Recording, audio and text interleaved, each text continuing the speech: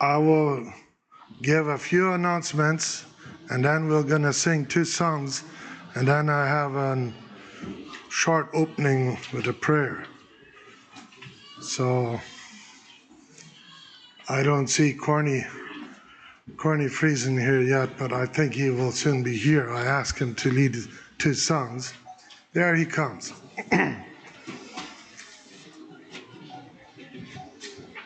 So today I will give you a little present there when you come in at the table. There's a box with pens. Each one that is 6 years old and older can have a free pen. You can grab it yourself. And those that remember this tin, this will stop today. Today this box of pens will be not available anymore. And I have these new ones here with pens. From today on, if you need a pen, then you could grab it there in the back out of a glass like this. So this will stop today when it's 25 years.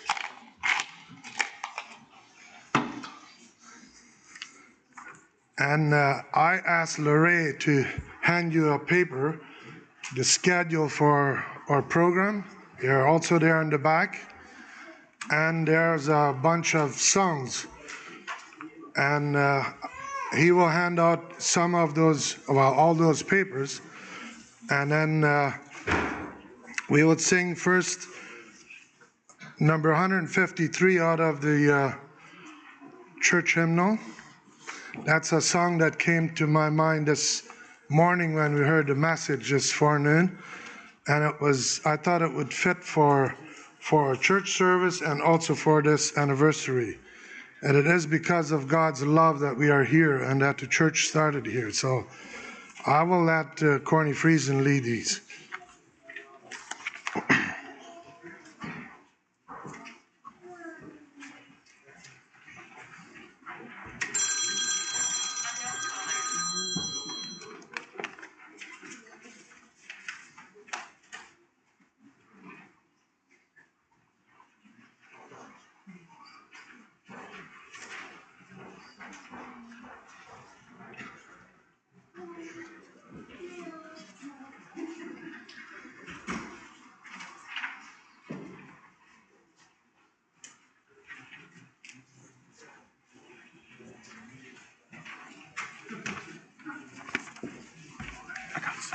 I got it already. I got it.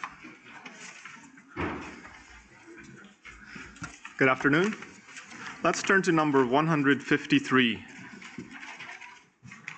153, the love of God.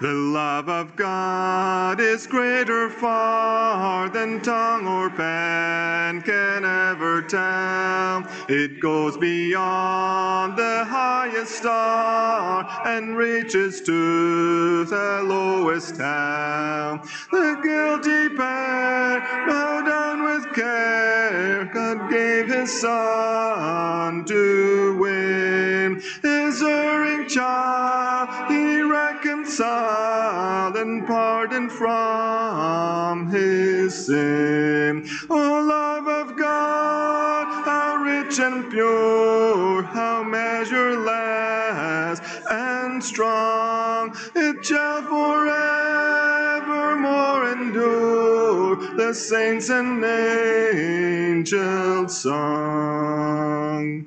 When hoary time shall pass away, and earthly thrones and kingdoms fall, when men who hear refuse to pray, on rocks and hills and mountains call, God's love so sure shall still endure, all measureless and strong, redeeming grace to Adam's race and saints and angels' song. O love of God, how rich and pure, how measureless and strong, it shall forever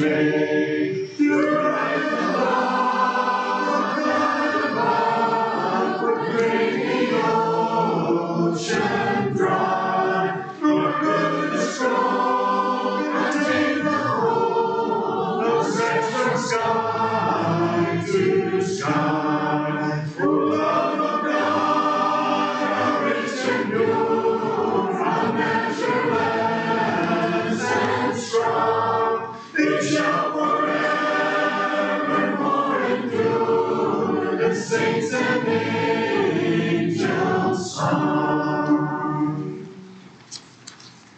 And let us sing the song, The Church in the Wildwood.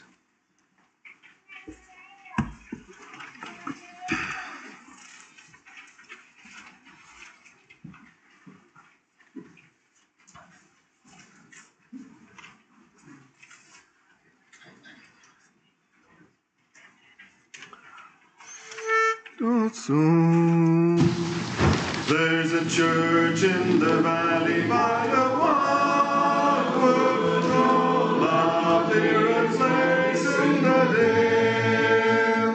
No spot is so dear to my childhood as the little brown church in the dale.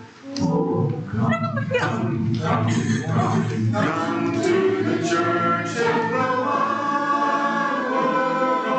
Come to the church in the dale. No spot is so dear to my childhood as the little brown church in the vale. How sweet on the clear Sabbath morning to listen to the clear ringing bell. Its songs so sweetly are calling. Oh, come to the church in the vale. Oh, come, come, come, come, come to the church in the vale. Come to the church in the dale. No spot is so dear to my childhood as the little brown church in the vale. There close by the church in the valley lies one that I love so well. She sleeps, sweetly sleeps, neath the willow, disturbed not her rest in the vale.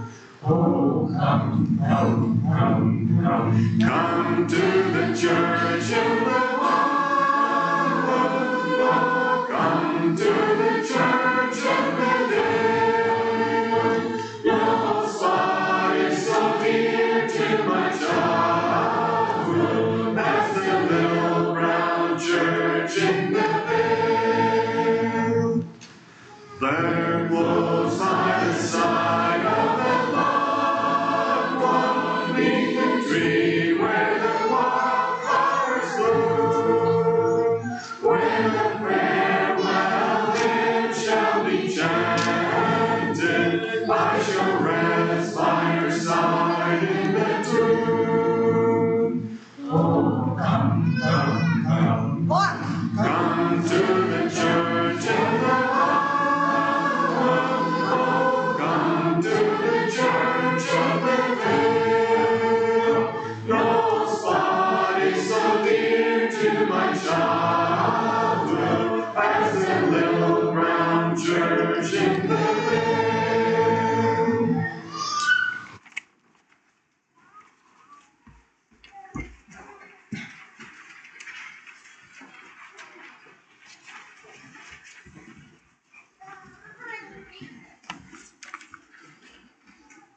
Good afternoon.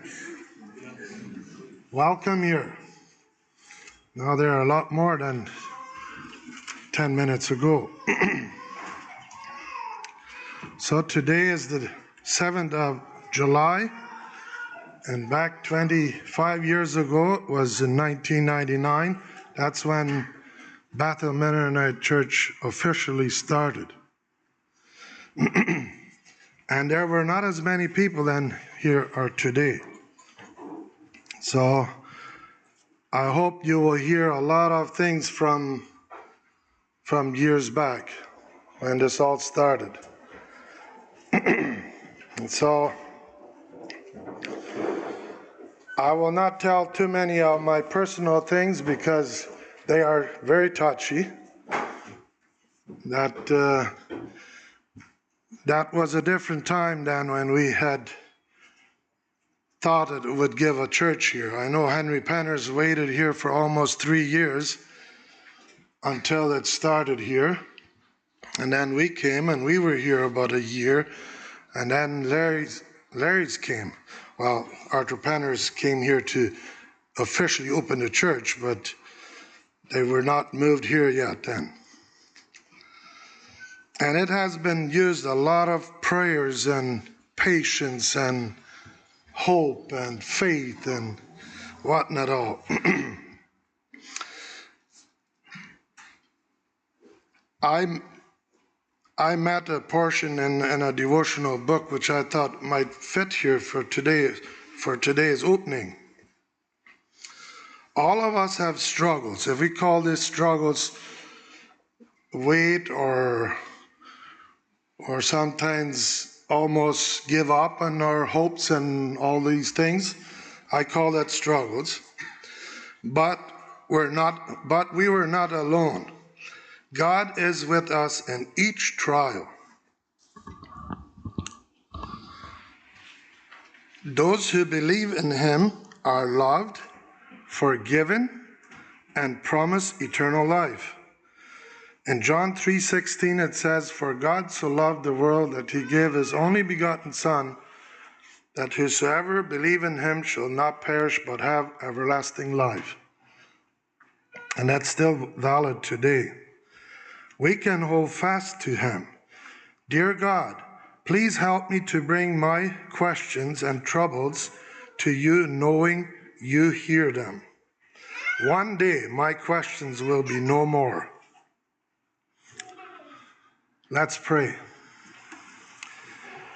Dear Father, we come to thee and give thanks for this beautiful afternoon. Yeah, you were trying us with this rain yesterday, but you are far above us. You have the control over the weather and over your people. And I thank you for it. And I thank you especially for all those that came here today. And may each one will feel your love and nearness. And if they have something to share, give them a relaxed mind to share whatever is on their heart. And especially those that had prepared things for this event, food and schedules, and those that will bring their part here to make it worthwhile. May it be with each of them, that we can do it to your honor, and that we will all draw closer together, and that those that have been not here 25 years ago, that they will see how this all started and how they are a blessing to this church. May you bless and help each one here tonight. In Jesus' name, amen. And Larry Kernetson is the moderator. I will give it now over to him.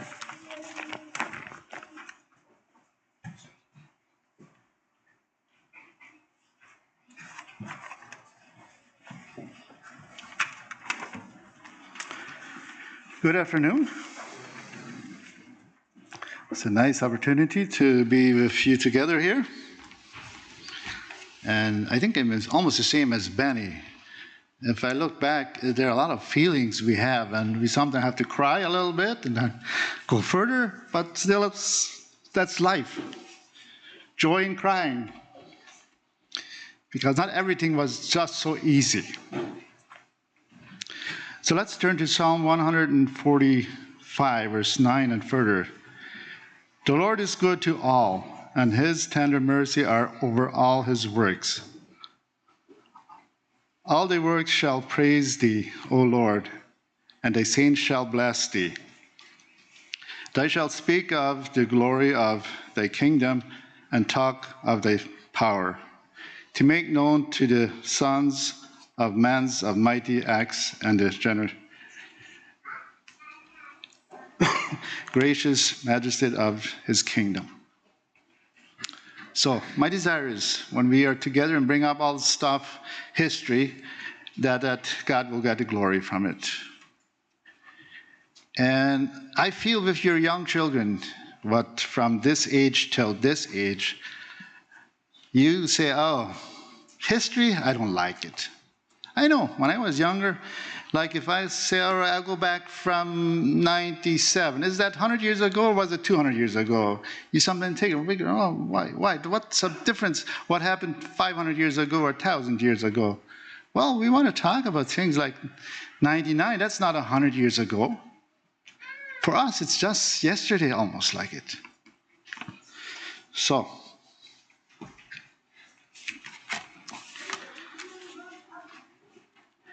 I will go, well, some people had a little problem with this word Auswanderung. Auswanderungsgedanken, and that's immigration. It's part of it that I'm going to bring here. So now I'll go back a little bit more than 99, a little personal. Like in 1986, my wife and I moved for a while to Manitoba, traveled to Manitoba to see if God wants us to live in Manitoba or if we like to live in Manitoba. So we spent the time in Manitoba. And my cousin, Manolone, he was there from Mexico, and we were talking about moving to Nipawa. And that was before the church from Arby started at Nipawa. But finally, that didn't show up anything, so we went back to Belize.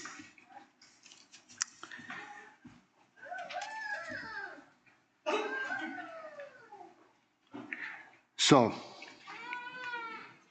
and then 10 years later, in 1996, then we came here to the valley for about the whole summer because Henry and Dora were the Schwester. So we want to spend, and my sister was here too, so we're about 4 or 5 families here, and we want to join them and have fellowship with them, and that was a really good time. We spent a lot of time with them together, and they really wanted us to promise we would come back because I said we are just here for the summer and we'll go back. And they kind of wanted, they almost grabbed to us and, will you come back? Well, I couldn't promise. And I felt we need a little bit more support, not just from this small group here, but was here even from Belize and so on. So, and even at that time I made a trip to Europe to visit different churches to have a little broader eye of what is church life and so on. So, and then another thing I want to mention, Arthur Panners, my uncle, they were here before us. And again, next time they were here before us. So actually, I kind of follow his steps. So, and now that we were here 4 years before this started here, or 3 years, we went back.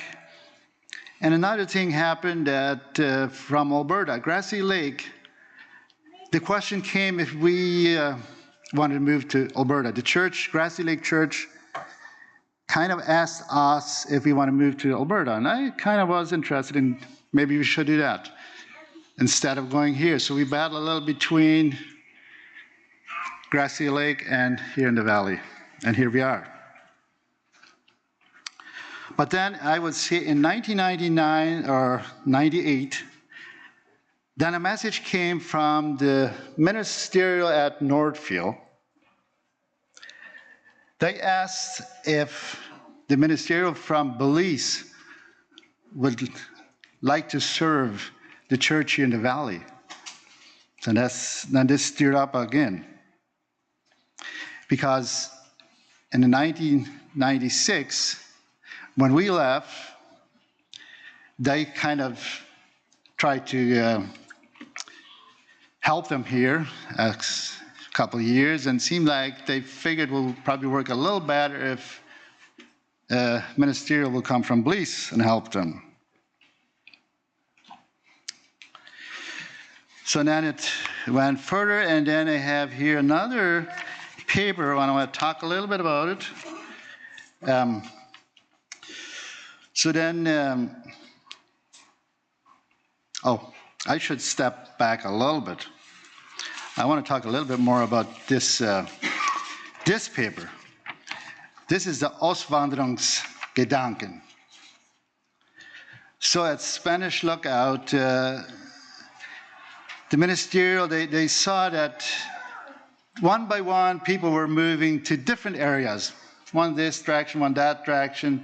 And would it be good, did we have a responsibility to try to have a place, send some ministers in a place that if they want to move to that place, they could move to that place instead of just individual families move from one spot to another spot. So then the ministerial, we had an election, and they voted a committee for it, and it was John Reimer, Benny Penner, Larry Cornelson. Oh, okay, so I had a duty right there, and I was the leader. So now we had a little question. We made a questionnaire of does Spanish Lookout need people to move? Is Spanish Lookout too big already? Or has Belize too many Mennonites already? Is that a reason that they should move out? And then we had different places. If they thought it would be good, they should mark them. So we had like Bolivia, Alberta, another place in Belize, Suriname, Manitoba, Mexico, BC, Nova Scotia. So whoever wanted, we sent them out. Whoever wanted to fill out, they could fill out marks, and then we had a little bit more information. So, and that's where it was, and I think that's where it kind of started. And this was, I have to back up, this was a little before this other thing happened. So, and then after that, this message came from Northfield. And I think that turned a little bit more towards Nova Scotia, because before, like I said, before I thought maybe we should move to Alberta. And we didn't. So then this question came from Northfield, and we had a ministerial meeting in Belize, and they decided that this would be a thing to do. And then all the churches, so at all the churches in Spanish Lookout, they had a brotherhood meeting and asked for support. And there was a lot of support that we should do that. And then the idea was Arthur Panners, they anyhow wanted to go for a trip. I think that's the way I understood. They were kind of, what should I say, they want a vacation trip. I think you had a hard work in Belize at the church, and they needed a little rest. So they wanted to go on a trip, and it was decided that then they will go here and establish a church here if that was open for it. And that's what they did. In May, they left. I think they left Belize May 99. And then the next step, that's what happened. Arthur Panners came here and they established a church here with Benny Panners and Henry Panners and Sidney and Peter. Later you want to see them. They were baptized. And then this is the report, what he brought. He came back. And then it was expected that Larry Cornelson would go here for a year to serve here as a leader or a pastor.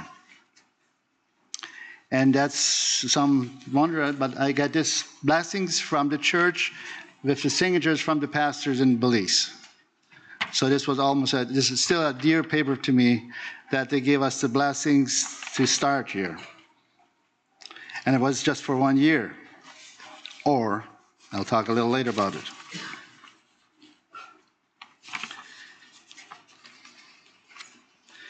So then I'll go a little further.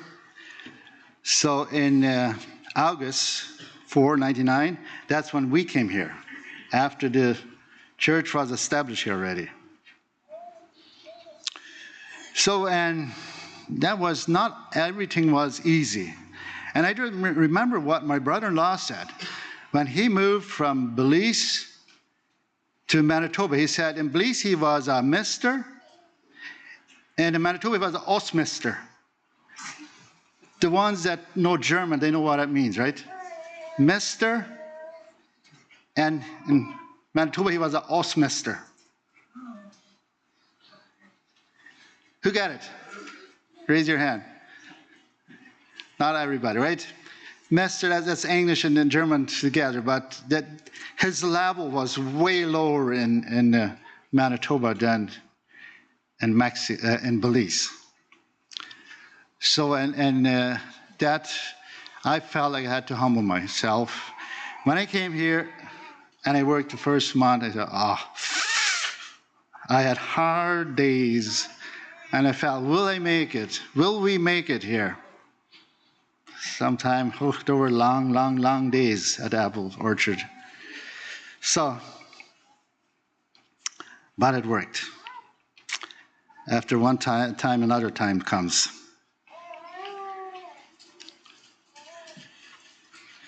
But I also experienced the other side. And then after months and months, I almost felt like it was not fair that God blessed us so much. And so many areas I saw he was just blessing us and open doors and open doors. I felt like it's not fair. I almost said, Lord, it's not fair that you bless us so much. So that was the other side. So I'll go a little up and down, right? But to lead, oh, that's good, I can see that clock. To lead a small church, it has its challenges too. Because I was a pastor in Belize, in a big church, and I noticed a small church was kind of harder to lead than a bigger church. Because it was so close to the feelings and so on, it was hard. At some areas, it was just harder to lead a small church than a big church. Then it has the benefits too. So there were so many decisions to make. To start a new church, so many decisions. Like, Benny and me were the only ministerial here. So when I told my wife, we almost had everyday ministerial meeting. Because we started a business together. And about every day we were together, and I don't know.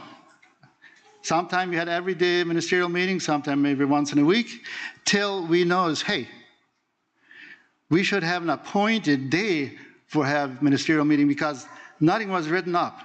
Always just whatever need, we decided and boom, we did it. And then we decided and boom, we did it. And that's the way things run. Yeah, and then I think this will come up again. I mean, you see what happened? We were just from November, October, we came in August here, and November they asked me already to have revival meetings in Alberta, Grassy Lake, exactly where they had asked us to come. So we went to Grassy Lake. And even it was a little funny. When we came, they thought we came from Belize. Some thought we came from Belize. And no, I said we were in Nova Scotia already. So when they had asked me, they thought I was still in Belize. And they found out we came from Nova Scotia. So, but then in June 2000, Benny's wife passed away. And that was a big thing. Almost like the whole church fell apart. For a small group. And then if you go further, 2021, then they again asked me to have revival meetings in Mexico, Swift Colony. So I agreed on it. So we went. And then Benny asked me if I want to marry them, Benny and Sylvia. And I felt like, no. I said, Benny, there's so many ministers in Mexico, and I look up at them, and I felt like I was a small boy. How would I marry you in Mexico? And that would be my first couple that I was married. But finally, I agreed.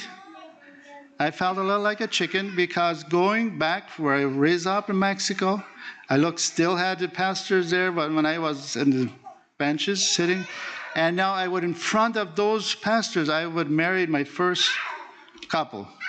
And then a little different situation. This was a young couple, but this was a widow. But God was with it. It worked a lot better than I had expected. God honor for that. So and now a little bit more what was happening here, right? Okay, I said about the church leading. We were 4 minutes ministerial. After a while, some more came here. Now we were 4 different ministers from different districts, and that was a little challenge too.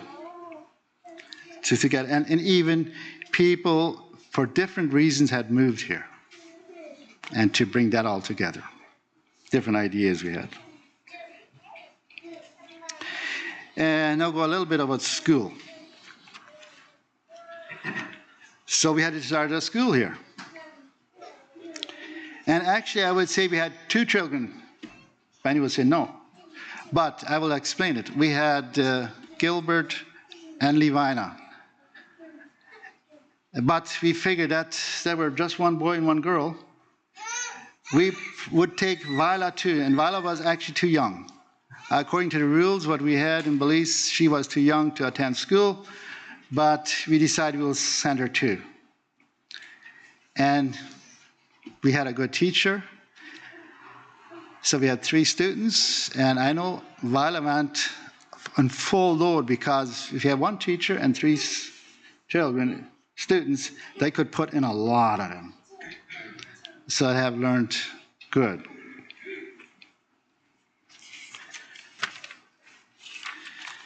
So, and one thing I want to mention here, Martin Panner, minister from Northfield, has been a pastor too at Northfield. He encouraged us really to start a new curriculum here. If we start a new school, he supported us really in this. So that was a big help. And even that we mostly would have English in the school. And not just him, my uncle, Abram Dick. My aunt is here. I don't know where she is. Her husband, oh, right there, yeah. He was a big help too. He really invested in this school too. And he even let her daughter, Naita, come and teach here for a couple of years. So that was a big support too. And now we sent Benny and Naita to Virginia to have training for this. And then I got a call from Virginia. Hey, we need a name for the school to get 15% discount on our books that we need for the coming year. And we need a name. And I said, oh, Springfield Christian School. Because in the valley, a school is springing up. But this is just temporary, I told him. And we still have that name. So whoever is on the board, this is just temporary, this name. That's what I said. So you still have opportunity to change that name because it's just temporary for 25 years now.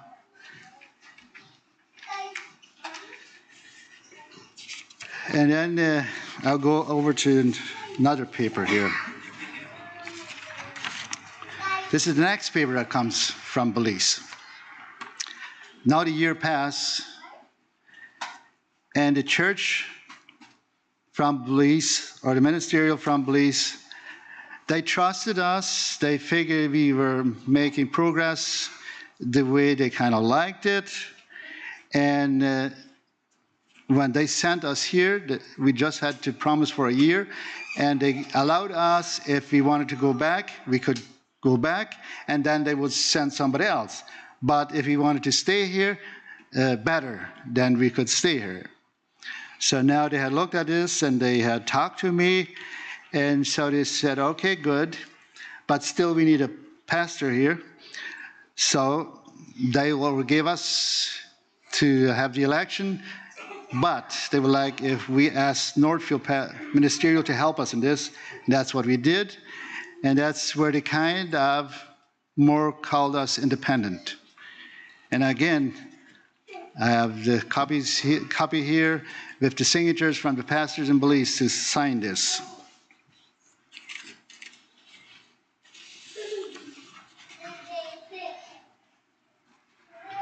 Well, I should stop because time tells us.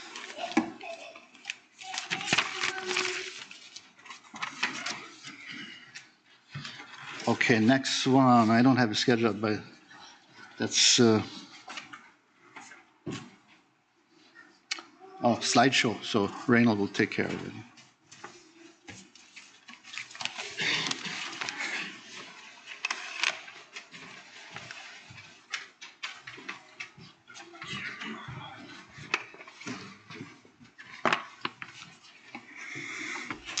Good afternoon.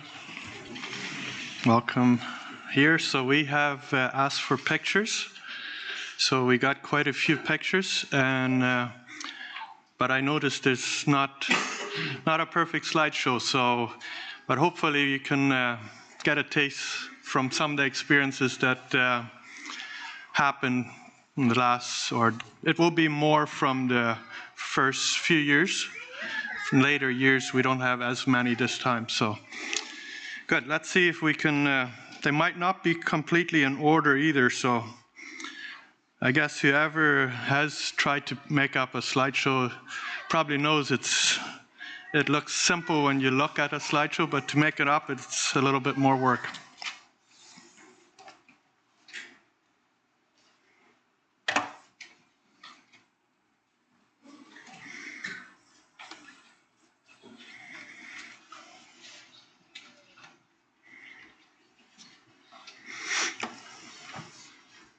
Let's hope it's going to work. So I'll not say everything for every picture, but this is actually right now it's Gilbert and Joycelyn's house, but that's kind of where our church started, in that basement. So this is not a picture from 25 years ago, but it's the same house. I think the house had a different color at that time, but this is in the basement. That's kind of where we started. If I tell something wrong, correct me, but I'll try my best. From the other board, I would gladly get corrections. And here's my dad, Henry Penner, and Larry Knelson. So they were kind of the leaders that time, making those steps. This is Larry Knelson's family. Here's my mom, Mrs. Larry Knelson. Here, I don't know. There's probably just a meal together. I don't know exactly what. We've had lots of time together with almost every Sunday we would be together, either at the park or at one of our places. Some activities. Skating, we would rent an arena once in a while and have skating, family skating, and some hockey. This is the skating rink that I think just closed this year or last year. So it's lots of fun, lots of energy, and activities went on the ice. Oh, that would be my mom on a seesaw. This is the Grafton Community Center, where we've had church many times, and school too.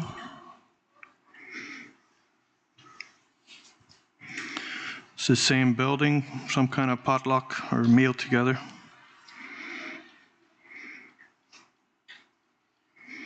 Kitchen. This is a school picture.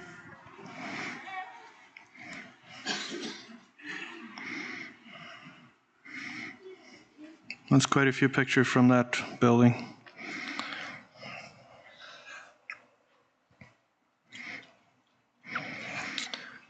Another school group picture. Mrs. Alda is teacher here, so that's probably a few years later. It's either a church service or singing. Looks like could be on a Sunday, just together for a meal, my mom and dad's place. Another school group, school children and teacher. The girls with the teachers some were close that time.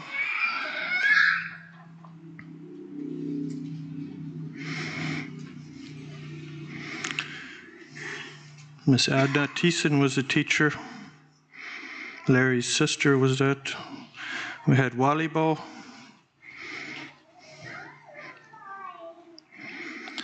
Just an afternoon together. A lot of times the whole church would be together on a Sunday afternoon.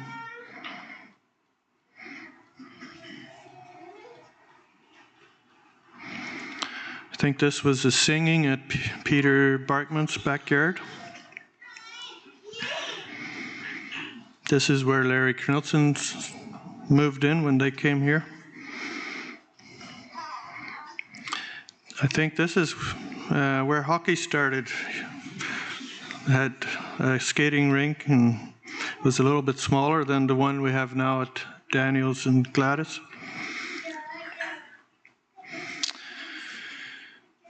This picture, I think it was a school bus at that time.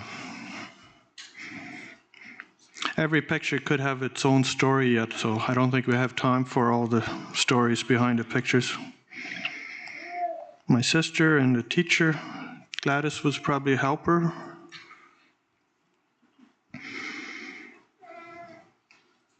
Students, probably girls group.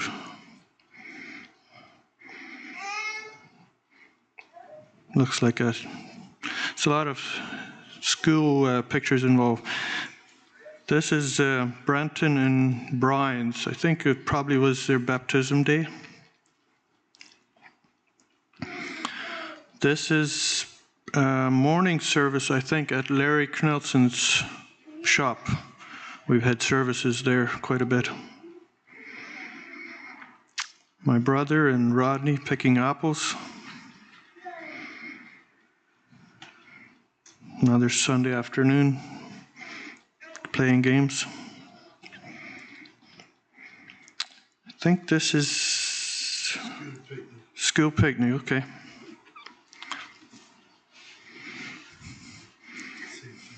Same place.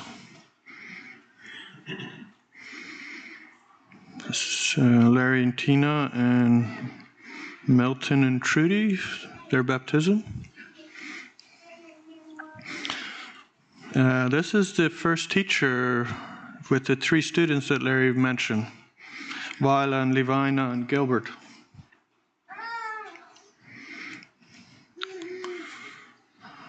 It's probably a little later, the school got bigger.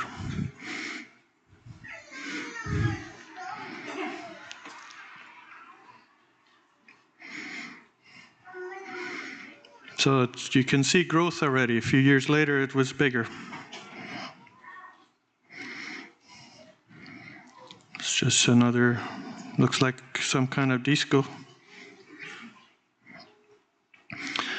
This is the youth group, and this is already in 2000 in summer.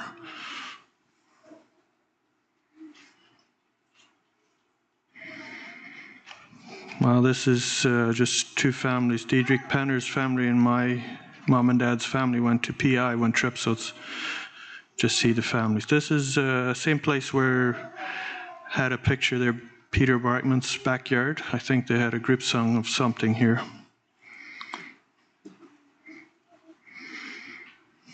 We had lots of times, like in the afternoon, we would either come to one house and play games, so it was very normal at those days.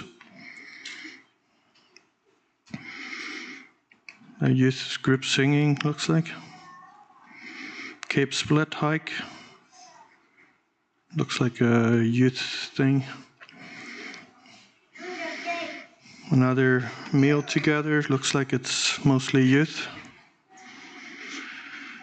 Went fishing, deep sea fishing. Not the whole group, but some friends together. This is at Larry Knudsen. It's the outside of the place where we would have gathered a lot of times.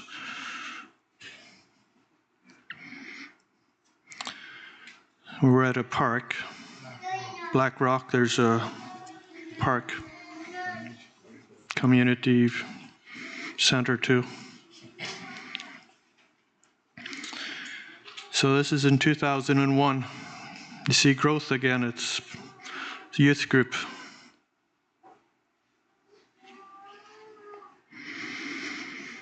This was at Leonard Friesen's. I would like to call it Helping Hands.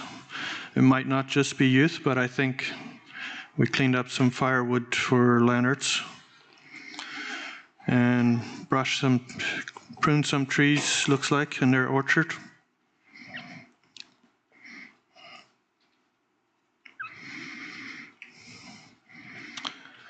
Some of the youth, maybe all of it, went to historic gardens. This, I think, is in Cambridge, the park that's still there, across the road from Callister's. So here's some pictures from community centers or where we had either a singing or church service. So just to give you an idea, that didn't all happen at my mom and dad's place or this place or Larry's. We've had different places yet. And they might not be in order either.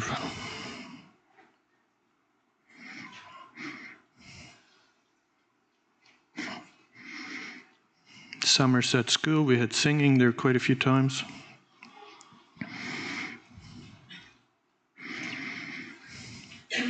Here at this place, we've probably had some meetings, brothers meeting, and we had a Bible school.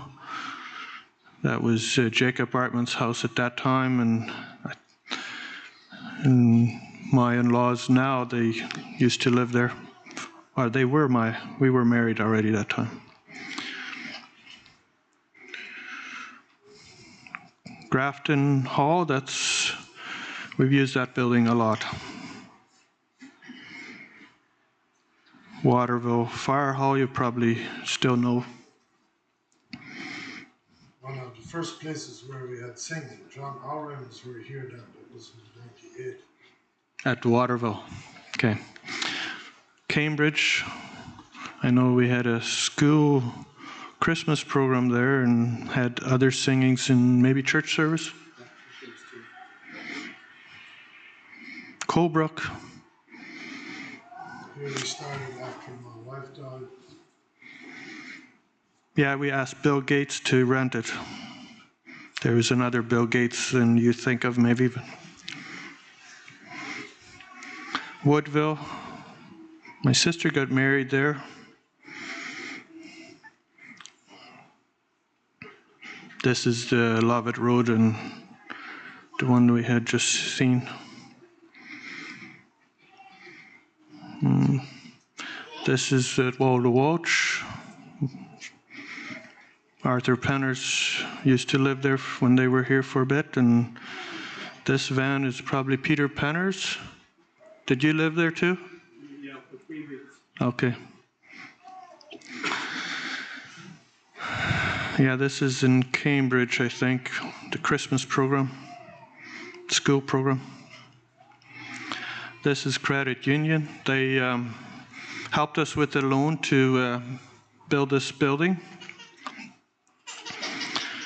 I think I'll skip a little bit and then I'll have that part a little later, probably after supper. I'll just skip.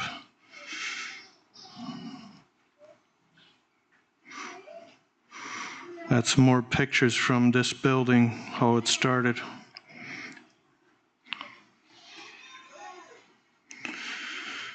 So the yard is smaller here than it is today, but at that time it was plenty big enough. It's our church here. I think this is probably one of the first service that we had in this new building.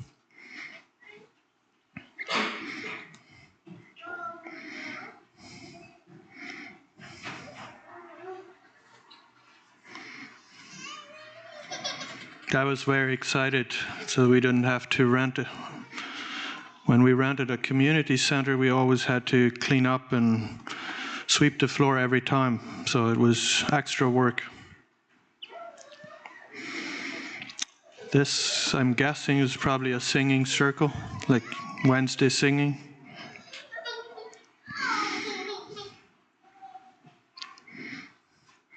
This picture is, I think, the church building committee and their families. Leonard Friesens, Menno Friesens, and Donald Cornelsons. It's a setup without the people. Sunday school, looks like Irvin was the teacher for this group. And doors for the smaller, younger children.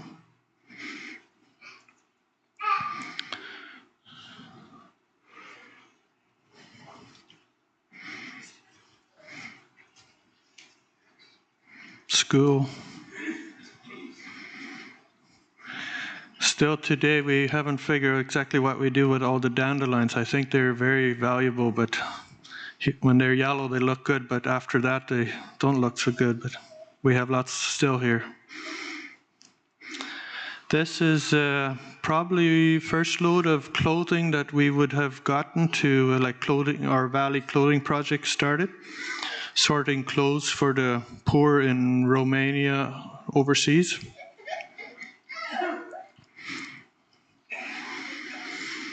This one, I don't know where it is, but looks like a teacher and students' pictures.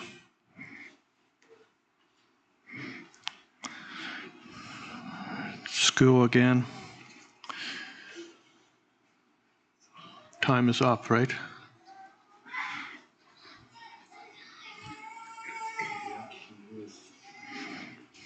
Okay. Anyway, we have more pictures. After supper at 6 o'clock, I think we'll put the slideshow on, so maybe we can get more pictures in at that time.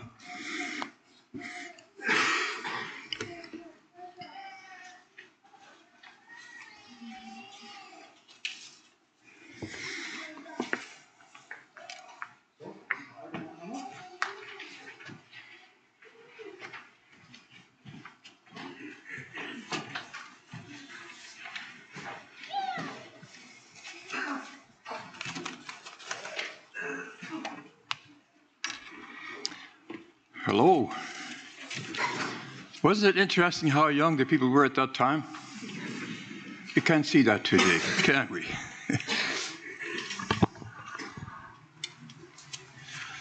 I guess what I want to present here is maybe a little bit, going a little bit back from what Larry was, where Larry was already. He mentioned our coming here for a vacation. We thought it was, we would have called it, it was because of my health problem. For many years in Belize, I could not stand the weather there, the tropical climate. And together with a very busy schedule as a minister in the church, I wore out, and we had to have a time of recovering. And that was one reason why we came here, and I'll start with 1995 when we came. And I'm not sure if we had planned on this stay the time already when we came, but anyways, we were here about 5 months.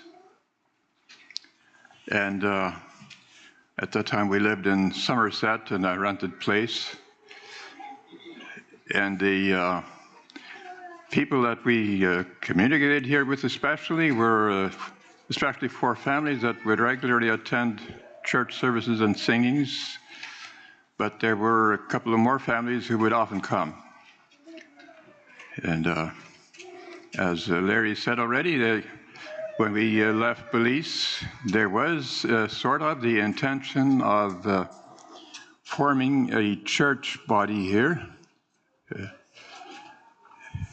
making it, what should we call it, formal. And it was very, very worthwhile to, very, very good time we had there with these families. The church services that were at first were held at a house, private house, owned by Daniel Friesens in Waterville for a couple of months, at least 2 or 3 months, and then changed over to Jacob Friesens. They were not very far from there, also in Waterville area. And off and on, it would be at the place where we rented. And if I'm right, then once a month the minister would come from Northfield and bring a message there. And it was a very enjoyable fellowship, as I said already, with the families there. But I want to say this with respect. The personal visits that we had with them separately brought it out more and more that it was not ready to make a commitment to each other in that way as a permanent church group. So we didn't want to pressure that. We left as it was. There was some support from the ministerial in Belize already at that time, but then in 1999, as Larry already mentioned, there was more an official support from the ministerial in Belize to go ahead here, try to go ahead with establishing something, but then there were not 4 families anymore. That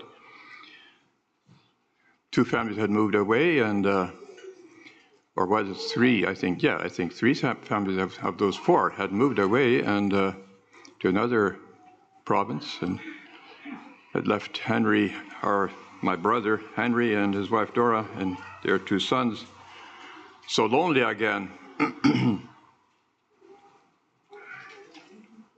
But Benny Penners had moved here by then. That was in 1998, right?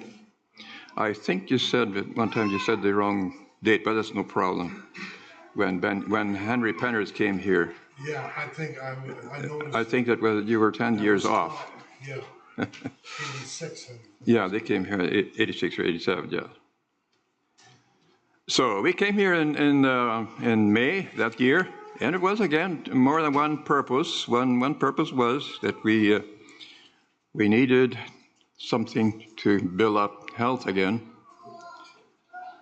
And it was interesting, the climate, how much difference that would make. Immediately there was a difference noticeable, but some of you don't notice that. I know, I've heard that many times already. Not everybody can feel with us, and that's no problem. So, you saw the photo already. You got Fred Walsh, where we lived for those 2 months that we were here. Was their house that they used for their workers in the harvest season. And am I correct that the Sunday morning services were held at your place in the basement, Benny Penner's place at that time? And we started with youth instruction classes, and that was held in the basement of the house where we lived.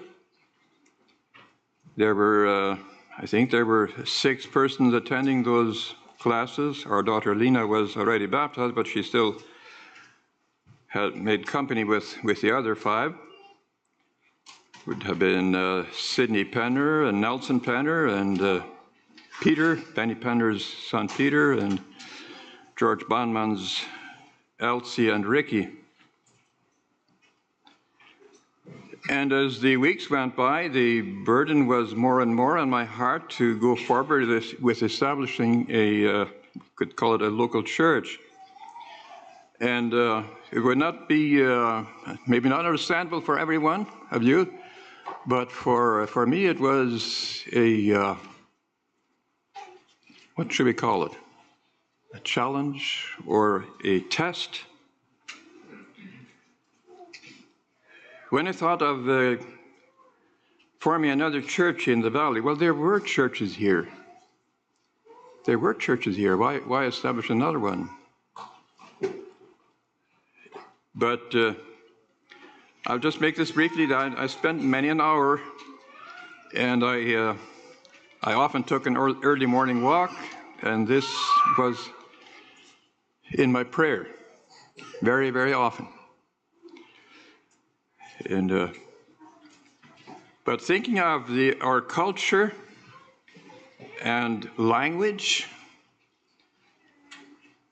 and also that was from our side, and also the direction that many denominations at that time already were going, I did not feel peace at just guiding this group to another, helping to go to another church service and be established that way. I could not feel at peace thinking of the children in the customs they would be directed that way. So finally, Benny was very supportive in that, what we had together, conversations. So finally, the decision was made that we would formally establish a church here, and that was there was a meeting made, time and hour, that was here in the Grafton Community Hall, not far from here. Some people from Northfield came to attend that service, and so there we formed a church body, so to say, and the first families that would be part of that were my brother Henry and his wife Dora, and Benny Penners. So two families. And then when that was part of the service was done, then we had a baptism where Sidney Penner and Peter Penner were baptized.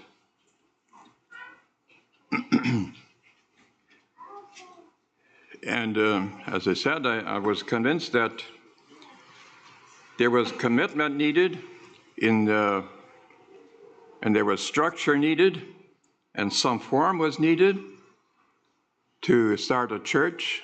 But how much? How much structure? How much form? There was I wrote up a writing which I read at that time, but I'm ashamed to tell that I could not find it now. So I cannot read it. So I'm sorry about that. But I know quite a bit by memory what was in it. And one burden that I personally had, and I don't know, I think Benny went along with it, but can't remember that exactly, but one strong burden I had was that if we helped to establish a congregation, another one here in the valley, it should not be with the intent of being a separate, closed circle that nobody could join, that there had to be exactly one of us to join, that we wanted to be a witness for the area, a spiritual witness. And for that to happen, we realized that there would have to be some effort made to learn the English language better. So when the school started, we weren't here then, but it started in English, right? So that is about what I have to share, I think, today. And may God bless His church. And let's always remember, it is Christ's church. If it is not, what is it then? And what was it now with that? We want to have a picture, if you could. A picture of Sydney and... And you wanted to have it taken here now? I think so, yeah. Peter and Sydney, would you come up here? I have not seen. Oh, there's Sydney. Yes.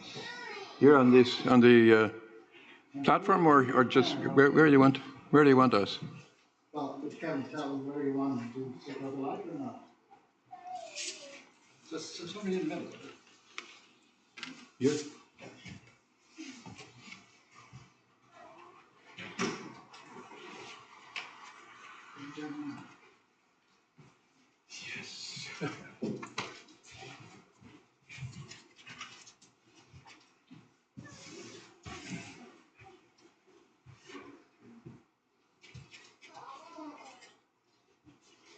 Done? Yeah, thank you. Yes, thanks.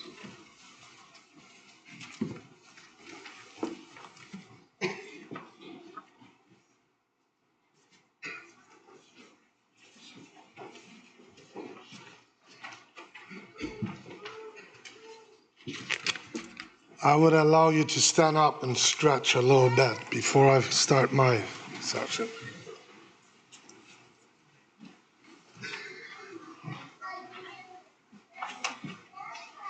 Thank you.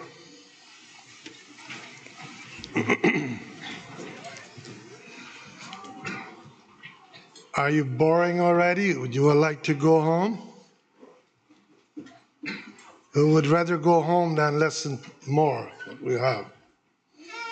No hands up, okay? So that's, for me it is a bit touchy, all this, but I like to hear it from others as well, not only what I would say.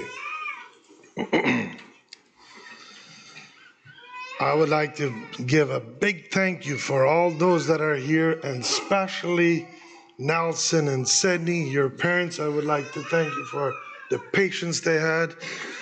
And there were people here that are not here that lived with us for a while. I will not mention all the names, but there were families here that were a big blessing to us too.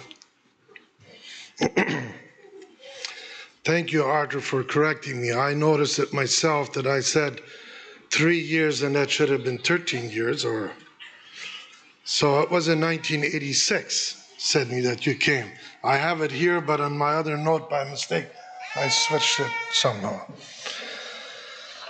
In September, Henry and Dora Penners moved to the Valley, Kings County, Nova Scotia, Canada, in the hope to get more company in the future. But it took several years before a church was formed. On August 30, 1998, Benny Penner's family moved here and settled in Waterville. And at that time, my wife was Alma Penner, and now it is Sylvia Penner. Sylvia is here a little bit later, from 2001. In March, she is here home. In September, the same year, John Alreimer's family came for a few months to pick apples and fellowship with us. Is John here? Do you still remember that you were here? Good. Finally, in later years, John moved here. Mary was buried here at the BMC cemetery, but she died in Manitoba, but they had made up their mind already to move here before she died. In 1998, Gilbert Penner was the only school child and went to Northfield School. Maybe that's something news for you, but we had only one school child here, so we decided to take them to Northfield and went 1 year to school in Northfield. And I sometimes feel sorry for that little boy. He had to during the week alone in Northfield, and then on the weekend we got him back here. But that's what happened. All we started here. In 1999, Arthur Panners came here for a few months in the summer.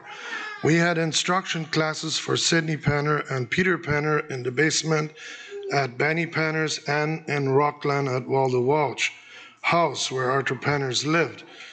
On July 7, 1999, the Bethel Mennonite Church was officially started, consisting of the following families: Henry Penners, Benny Penners, and Arthur Penners.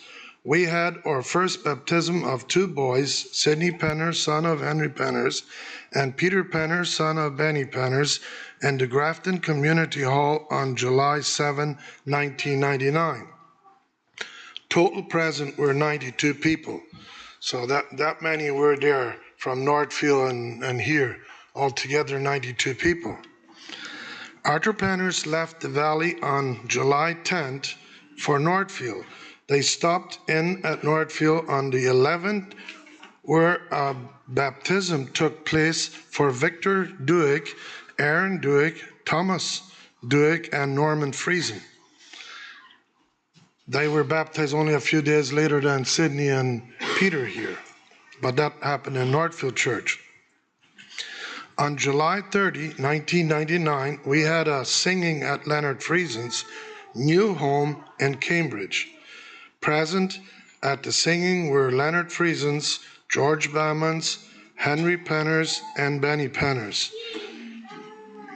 I don't know, is here anybody from, oh yeah, I see Eva there. Welcome here. You were part of us back then. Larry Cornelson's came on August 4, 1999, appointed in Belize as our pastor. We were 12 members at this time. Larry's family lived in Benny Penner's house trailer until May 2000. Peter Ray Penners moved into the house trailer the 16th of May 2000. And I can say a little bit to it. That house trailer that's still there beside Gilbert Penners, that one time belonged to George Bamman. So we moved it here from Northfield, or George Bamman's moved it here. We bought it from them. And another little thing I want to mention, Larry Cornelson's came through the Cat Ferry here. And okay, yeah, we went over the ferry to pick them up. And I have not a good memory of that Cat Ferry, because the final end, there was only one engine of 4 that left that brought us to the shore. So, and I have never ride that cat again. So there was only one motor left, and the next trip there would be 3 out, and I would never get to shore. But that's what happened when we came to pick you up. We had our Sunday worship at Benny Penners in the basement until June 2000. That's when my wife passed away. In 1998, there was only one student, Gilbert Penner. An attempt was made to send him to a Holloman school, but he was not accepted. He was sent to Northfield to school and boarded with relatives. Why we did ask was because Henry Penner sent Sidney and Nelson to that church, to school, but by that time we asked, we were not allowed to, so we had to send them to Northfield. Our private school started on September 13, 1999, in the basement of Benny Penner's house. Miss Nita Duick, I would like you to stand up, please, and then you can see who was our first teacher. If you turn around, welcome here. Thanks for coming. You can sit down. From Northfield was the first teacher. First students were Gilbert Penner, Divina Cornelson, and Viola Cornelson. Is Viola Cornelson here? She wanted to be here. She's not. Oh, okay, sorry. I thought she would be here. Benny Penner and Larry Cornelson were the school board. In August, before school started, Benny Penner, together with teacher Nita Duick, went to Virginia for a 1-week training at Christian Light Education. We started by using a completely new curriculum. We had only English in school in the first years. We have had 44 different students in 15 years, plus 4 homeschoolers, last 10 years not included. So I did not add all the children after that, but the first 15 years, there were 44 different students. And I have teachers, the first 1999 to 2000, Miss Nita Duick, Northfield, 2000 to 2002, Miss Elda Penner, Manitoba, Miss Gladys Penner, Helper, in 2001, 2002 to 2003, Miss Edna Thiessen, that's Larry's sister. 2003 to 2005, Daniel Penner and Miss Elma Penner, helper, 2004 and 2005. I don't know, is Elma here? Not, okay. 2006, there we have Miss Elma Penner, but we don't know exactly how many years. And then 2007, 2008, Daniel Penner, 2008 and 9, no name, 2009, 2011, Brian Barkman, Miss Viola Cornelson helper, 2011 and 2012. And then 2012, 2014, Miss Lynette Penner, I think she is here. Good, welcome. And Daniel Penner, German part teacher. So then in 2012, we decided to teach some German. But we were not equipped with teachers to teach German. There were teachers that couldn't teach German, so Daniel tried it. And thank you. I know that there are few that learn German. I know our youngest son, I doubt if he can read German, but his wife can manage. She was put so much effort in. She wanted to read German, so Joyson can read German. That's good. But that was really hard to find teachers to teach German. That's why we don't have German in school. First communion was held at Benny Penner's basement on October 26, 1999. There were 12 members present. So, and there were Daniel Platts. They don't live anymore, but they came also for the communion too. So with them together it was 12. Diedrich Penner's family came here in April 2000. They stayed for over a year, and they were a great blessing to the Benny Penner's family. That was the time when my wife died, and they really was close help. And I especially remember Margaret. She stayed at our house, and she was always ready in the morning, had breakfast ready, and thank God there was lots of help. On June 3rd, 2000, we experienced our first death in our church, Mrs. Elma Penner, which was my wife. The funeral and burial was held at the Northfield Church. On June 14, 2000, the first baby was born, Lorraine Penner. Lorraine, please stand up. That was the first one born here in the valley. Congratulations. Now he's my grandson. In June 2000, Donald Cornelsons from Northfield bought a home and moved to the valley on July 4th. Peter Barkmans and Menno Friesens from Belize via Manitoba, they had settled down a little bit in Manitoba, Canada, moved here in August 2000. Then we were too many people for the basement church at Benny Penner's, so we started to rent community halls like Grafton, Cambridge, Colebrook, Greenwood, Waterville Fire Hall, Weston, Somerset School, Aylesford, Wellsford, and Woodville Hall. We also use Larry Cornelson's shop, Benny Penner's basement, and Jacob Barkman's basement for singings or church services. We used 13 different places in 5 years. We registered our church in October 2003 as Bethel Mennonite Church. Peter Barkman was as chair and director, Benny Penner as treasurer and secretary and director, Menno Friesen as director, Donald Cornelson as director, and Leonard Friesen as director. We changed Leonard Friesen to Peter Ray Penner because Leonard's left our church. We are a registered charity church, still today. Now it wouldn't be as big of a problem to have that board made, but we had to put people that are not in the arm's length and we were just a small church, it was a challenge to find enough different people.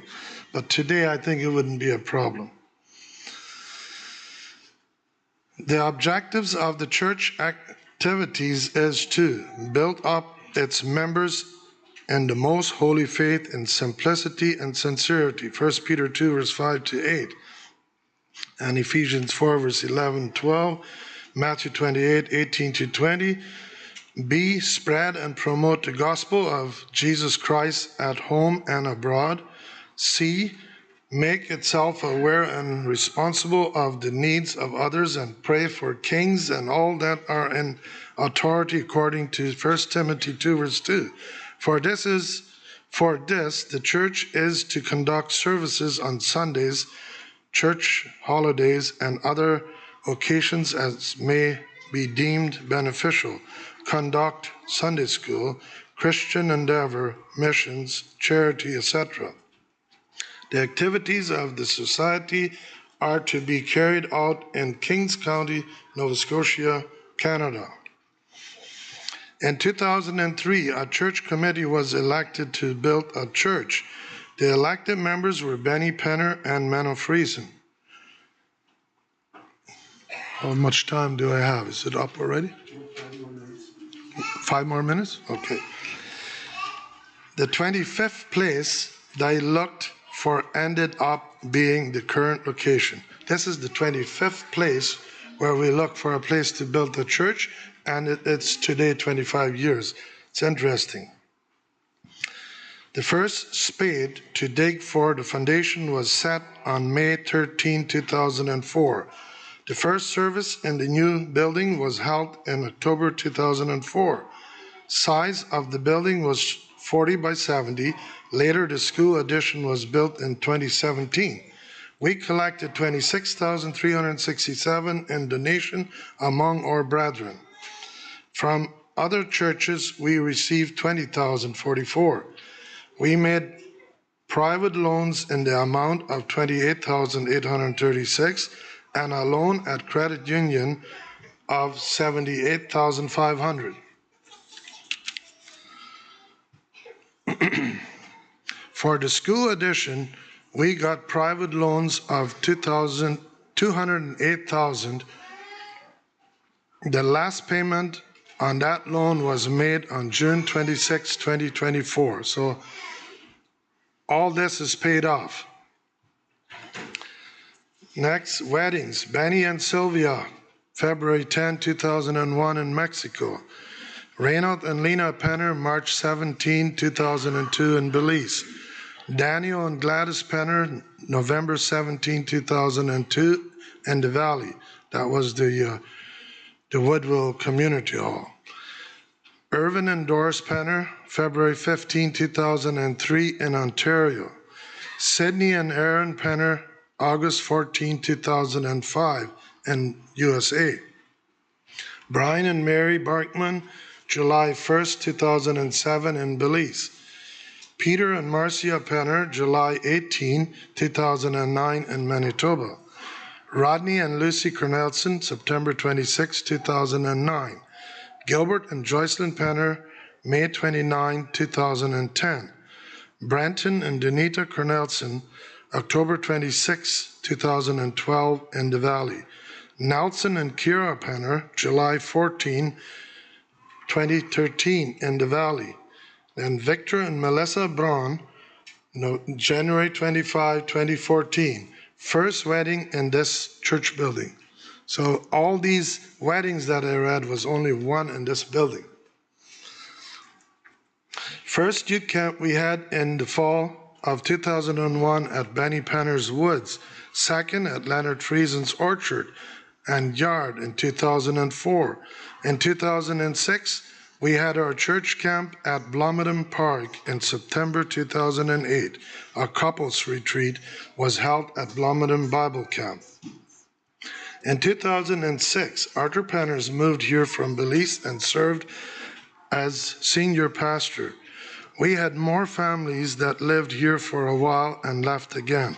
Alden Platts from Belize, Klaus W. Duix from Belize, Fred Reimers from Belize, which are now living here.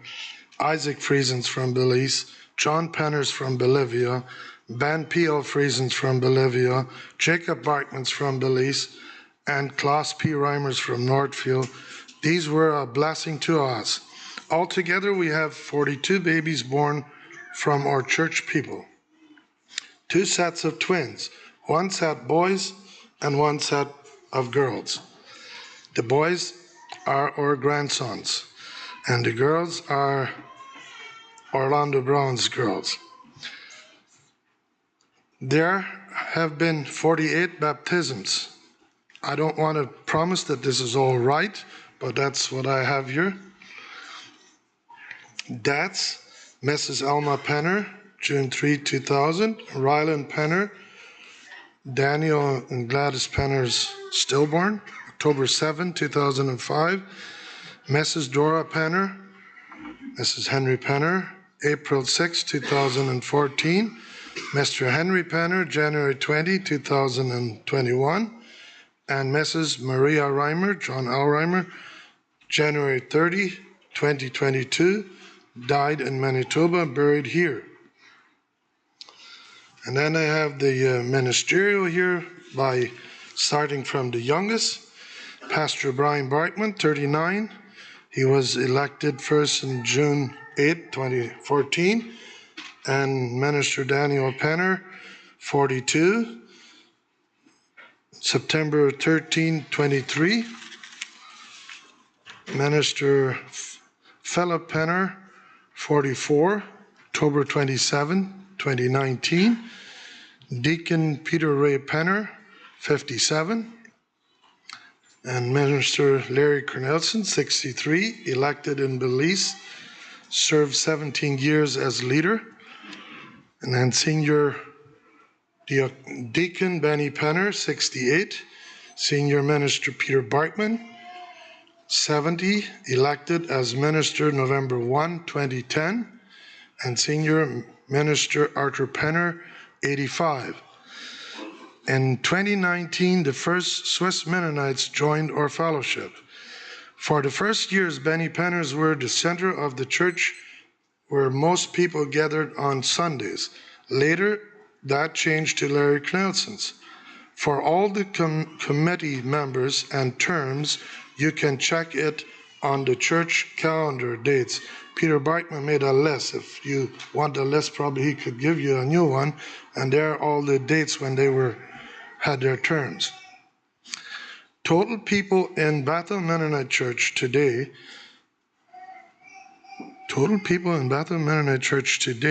July 7, 2024, are 97 members, 168 people. Steady attendees are approximately 186. God has blessed us richly. Let's give him the honor and praise. And if somebody would like to have a copy, they can ask me for a copy of what I brought here. And I think it's time to go on for the next session.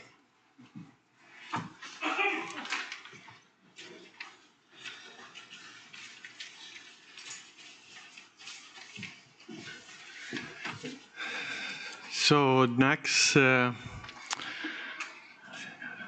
we'll try to give you a little idea of with the people that are here to see who all was here from the beginning and then how the growth went. So I'll ask the first some years to come up front, and then later I'll probably just ask to stand up. So why don't everyone come here that was here in 98? Just to show that's not that many, but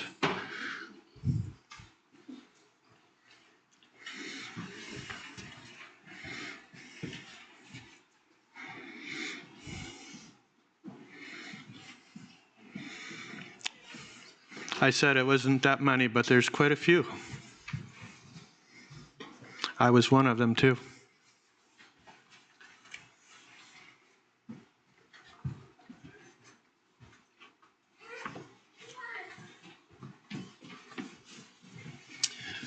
Okay, 99. They want to join? Just come up.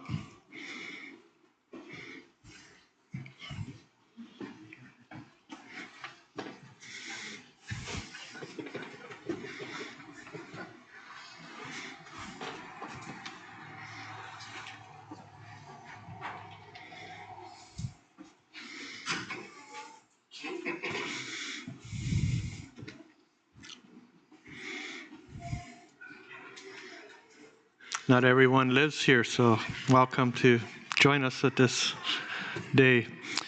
2000. There's quite a few that came in 2000.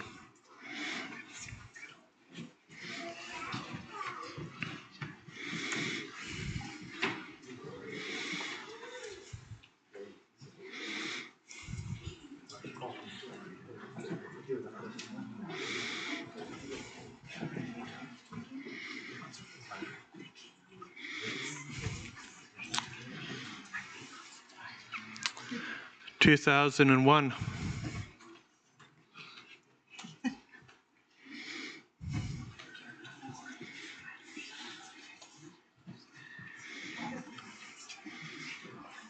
Up to 2005.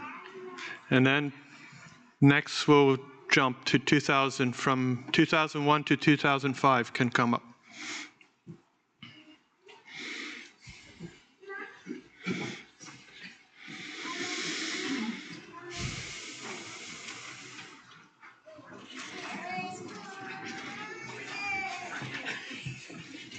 That's filling up.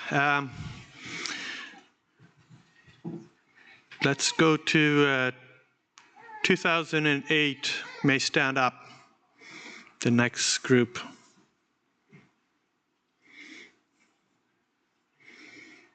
I would almost have room here, but it would get crowded. It's a bit warm today. And then 2010, a few more. 2015.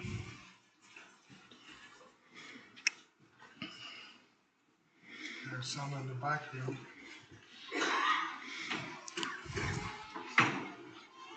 2020, 15 to 20.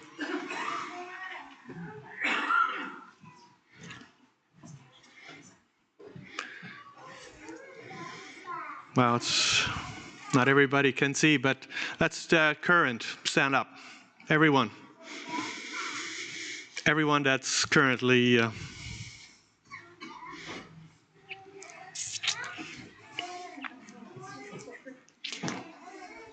And I don't know, did they all stand up that are not really members but are regular attendees? All those can stand up too, if there's some left.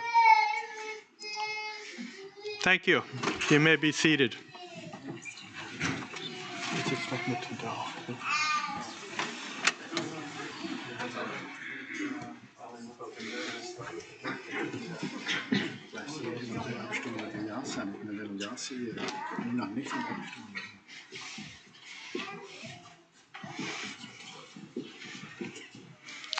He did not stand up. Would you please stand up? We'll give you a chance to stand up too. Visitors. Thank you. Welcome. I guess then we'll go to the next one. What is that? Oh, we'll have a song next. Corny, do you want to lead that?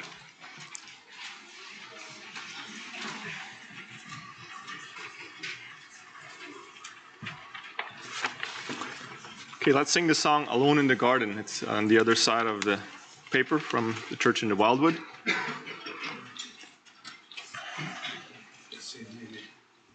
Sorry. Why we sing this? Why we sing this? Because this is a song we quite often sing at a singing practice. Myrna usually mentioned that number or somebody else. Myrna Banman. So we think it was a good song to sing again. Did we sing it every singing or twice the singing? Not every singing, but almost every singing.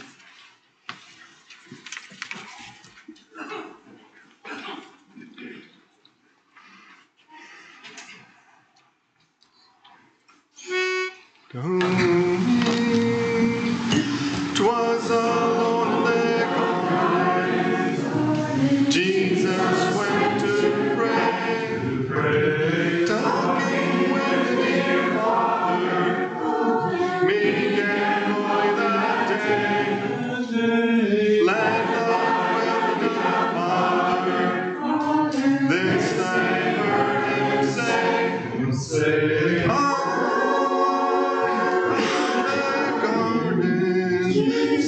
went to pray.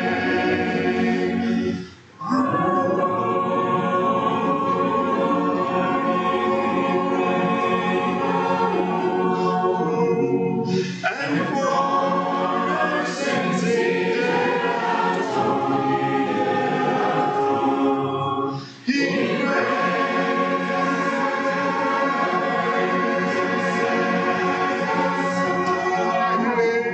He prayed, oh Father, thy will be done. Tarry here and watch with me, where the words he said, though I'm buried with sorrow, so he bowed his dear head, then with Peter and others, in his agony, he prayed, "None thou hast from me."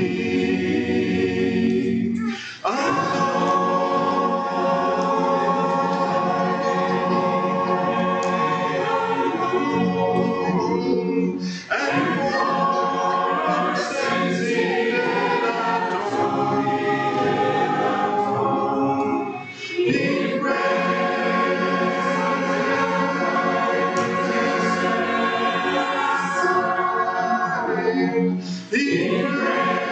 oh Father, thy will be done. Soon they crucified Jesus on the rugged cross, claiming all he had done was absolutely a loss. But then angels from heaven, from the lofty throne, behold, his risen, make him now your throne.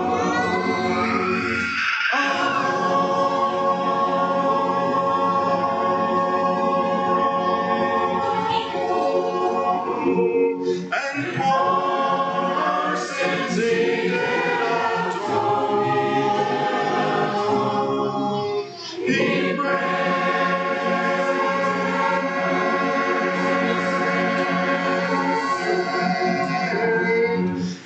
prayed, oh Father, thy will be done.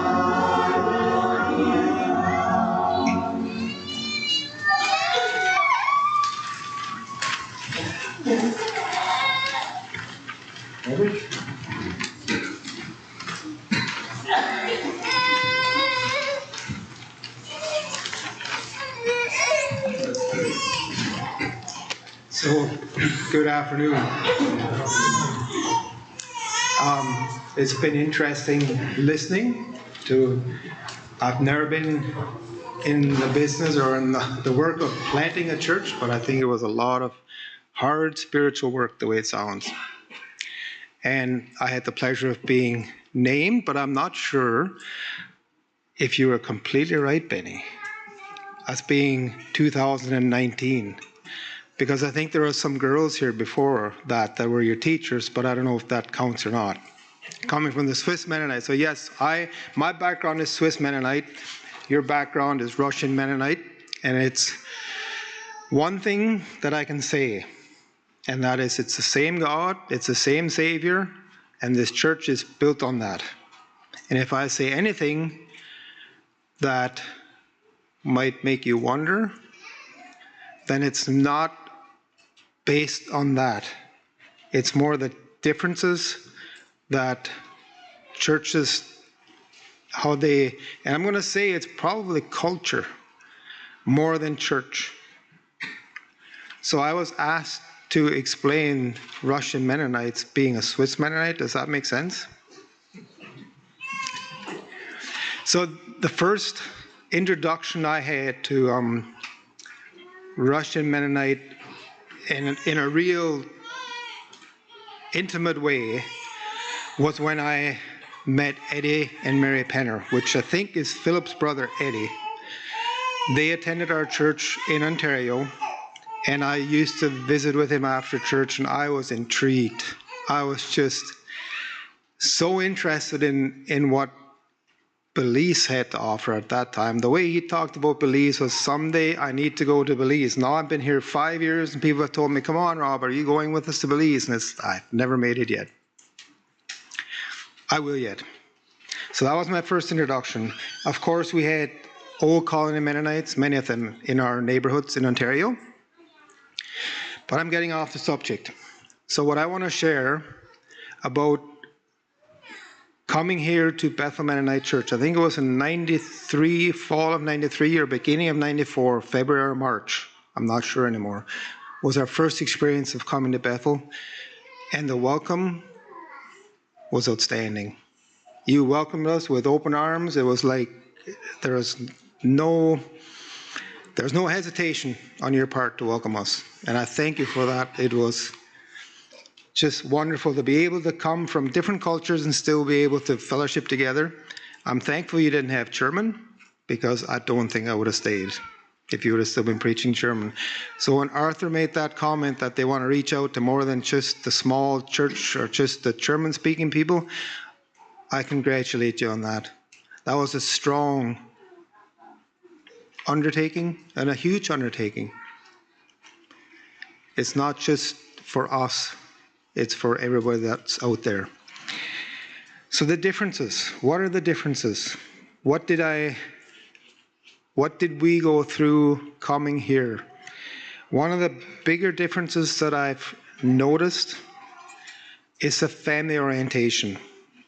You are very family oriented in Bethel. It's a good thing, and it's also a bad thing. Anybody that comes in that doesn't have family will inevitably, with time, feel a little bit left out. I say this to anybody that joins a church, that at the start, you will always have that big open arm welcome from a church. People will invite you to lunch, they'll invite you to supper, they'll invite you to do things for the first year to year and a half. After that, it's going to drop off, and it has to drop off. That is the time that you then say, I'm on the other side of the fence now, and now I'm going to turn around, I'm going to be part of that welcoming committee instead of being the one welcomed. If you don't switch that gear, you will be left out. And that is not the home congregation's family or the home congregation's fault. Another difference, one of the first times that we had moved out, the youth went to youth. Louise and I, we were at home, 9:30, 10 o'clock. All of a sudden our youth were home, and we're like, what? Well, what's going on? Weren't you welcome to the youth? No, everybody else went home, so we went home. 9:30, our youth used to come home 12 o'clock, 1 o'clock. If it was 11 o'clock and their function was over, they congregated at the local Tim Hortons till 12 o'clock, 1 o'clock. I appreciate the promptness. I appreciate it being earlier. I sometimes feel it's a bit too early. If the youth only have the function that's been planned for them, and that's all they have, and after it's done they need to go home, they have a harder time socializing with just each other. And so therefore, the youth struggle a little bit more to create relationships just among themselves. That's not overseen or organized, and youth need that. Youth need to be able to visit together, unorganized at times, to be able to just share what they feel, share what they think on a very personal basis. But 12 o'clock, 1 o'clock, that was too late. That was that was something that I didn't appreciate as a parent, to have my children come home that late. Another thing that I will point out, I still struggle with brotherhood meetings. That is something that we didn't have. We had members meetings 3-4 times a year, maybe. And in those members meetings, we would elect committees. And those committees would take care of what I call the daily housekeeping chores of a church. If they decided to plan something, they were responsible for it. So coming to brotherhood meetings monthly, trying to plan these little things, I struggle with it. When we came, my biggest fear or my biggest struggle was I did not want to change this church. I didn't come with intent that now I'm going to bring my thoughts into this church, and this church is going to have to listen to all my ideas, and this is what I came from, this is the way I think it should be done. You have all these things, and this was a better way of doing it. My intent was to be a part of this church, not to bring change. And I don't say this to say bring change or do things differently. It's just something that I've thought of. And at the start, people used to sometimes ask me, what do you see in our church that should be different? And I said, I don't really know. I didn't have any answers. There's really nothing wrong necessarily, or things that could be changed for the better or for whatever. So again, I'm not here to change churches or to change the church, to make it different or think that I know better. I had another thought and it just kind of slipped through my mind and was gone.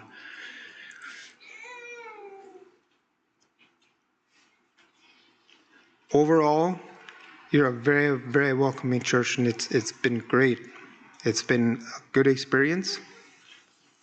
But is there any church that couldn't improve? Probably not.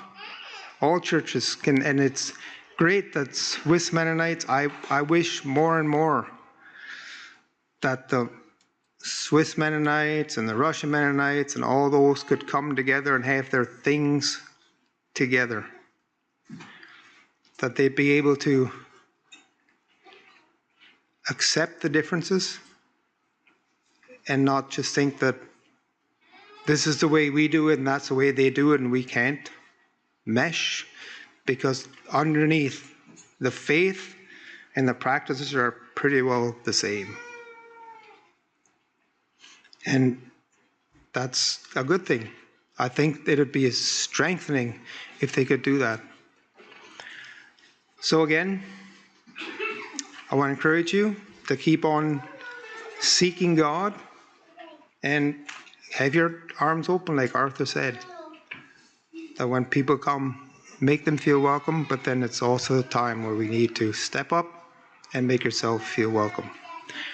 And as far as the food, I can handle your food. You don't need to worry about that. Your food is very good. Thank you.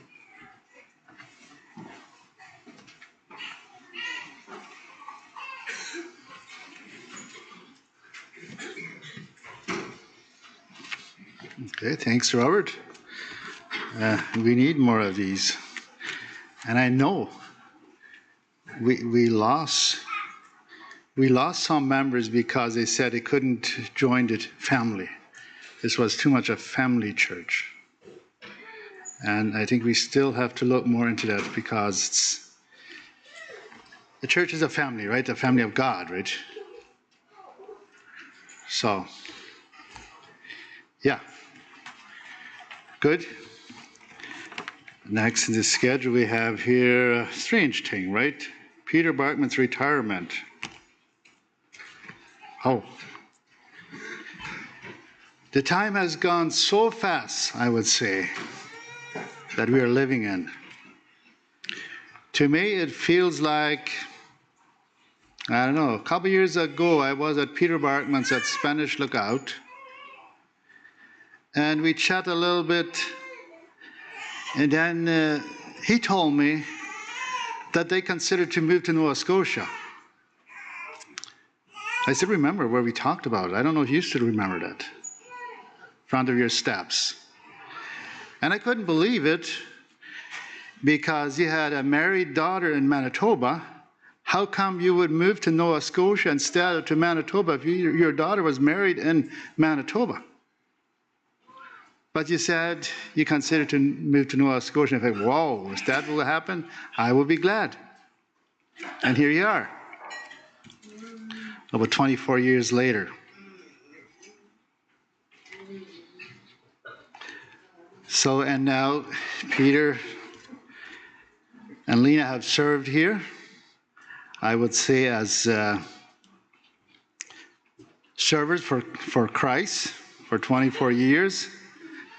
He has served here as pastor for almost 6 years, and also for a helper of the ministers, and later we elected him as minister.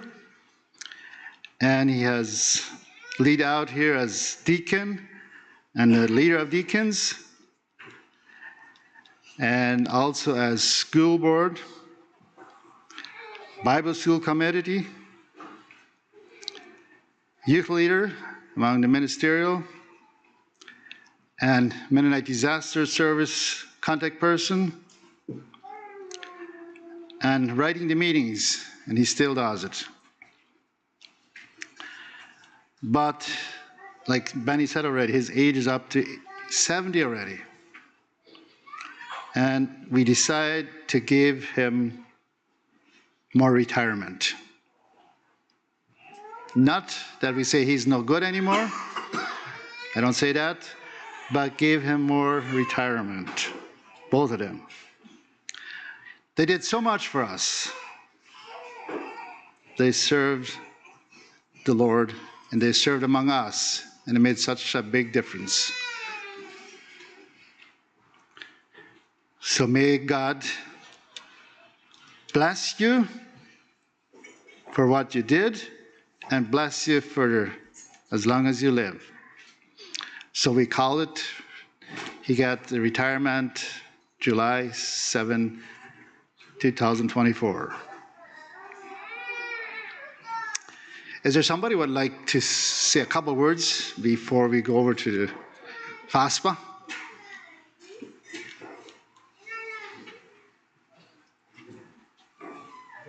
Okay, Robert? Yeah. I had one thought come back that I lost. And that was the thought that with family-oriented churches, singles, widows, and widowers get left out. And that's another thing that I thought of. The youth get older, they turn into singles, and there's a gap there. And it's not just this church, it's every church loses those people because we don't have anything for them to fill that gap. They all of a sudden are single or widow or widower, and there's nothing there for them. So as family-oriented church, I really encourage you, remember those and invite them. Do what you can to make them feel like they're part of the church. Maybe give them something to do in the church. So Thank you for that reminder. Thank you, Robert. I have a little bit of experience in that. I married Sylvia when she was 43. And I made up my mind I will have more sympathy or more visited more. I think I fall still short. I have heard a lot of these older single girls stories, and I know what you're talking. I wish I could do better.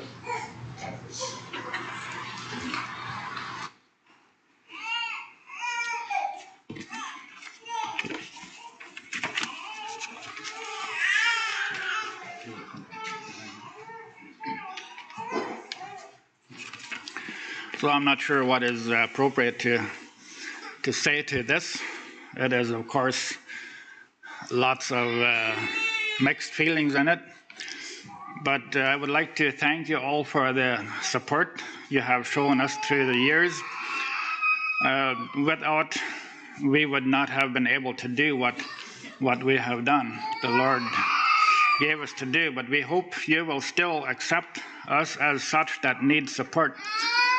We will still continue to be there for you where we can.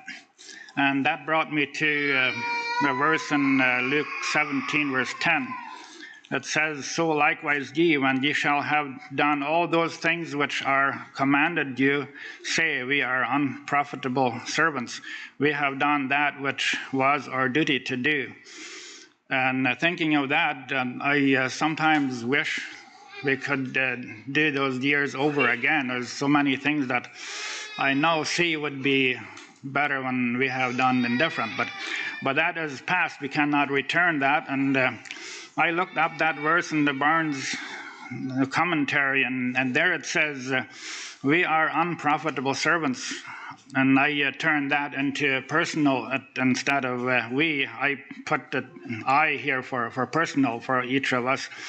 And I think that has more direct impact on each person if we put I there instead of we. I have conferred no favor. I have merited nothing. I have not benefited God or laid him under obligations. If he rewards me, it will be a matter of unmerited favor. This is true in relation to Christians in the following respects. My service is not profitable to God. He needs not my aid, and his essential happiness will not be increased by my efforts. That means that much that God does not need us. He has not made us because he needed our help. The grace to do his will comes from him only, and all the praise of that will be due to him. All that I do is what is my duty. I cannot lay claim to having rendered any service that will bind him to show me favor, and my best service is mingled with imperfections. I come short of his glory. I do not serve him as sincerely and cheerfully and faithfully as I ought to.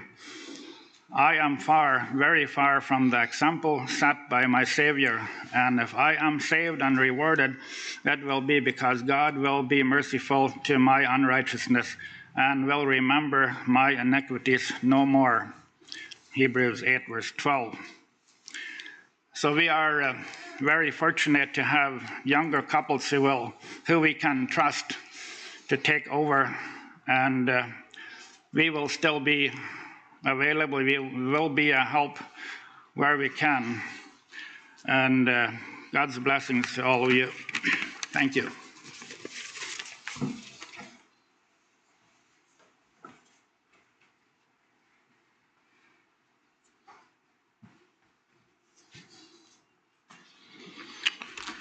Okay.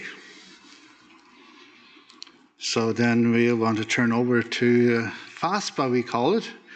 And the plan is, I thought most of you brought chairs. We'd like to serve it. There is some already.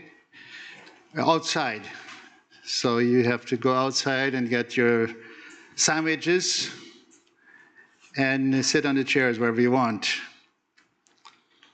And we have service, we want to serve it. And the idea is that all the 65 and older would first go. So whoever is 65 or older, they will go first, and then we go down the line, whoever wants to go. So you should know how old you are, the older guys.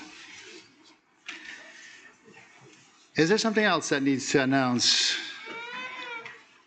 Can I go with my wife together? Yeah, you're one, right? Yeah, if it is a couple, if either one of them is older, then could take the partner in. Yeah, that should work.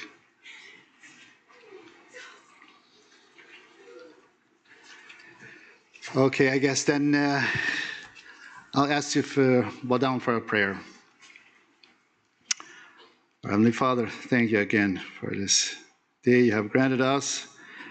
And thank you for the servers that prepare the food, the sandwiches and cookies and whatever.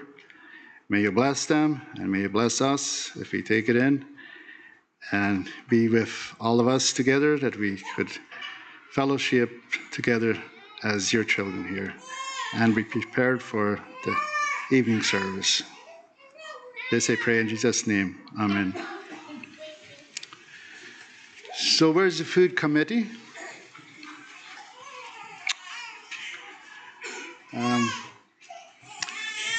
Where should we go?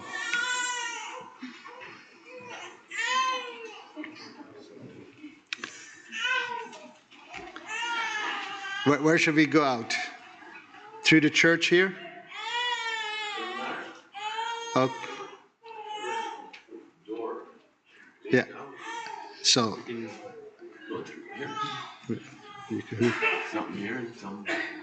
Oh, okay. Look like you could go through here or wherever you want, and then and you will guide us there, right? Okay, good. You got a nice guy. He will guide us. All right. Dismissed. Oh. Yeah.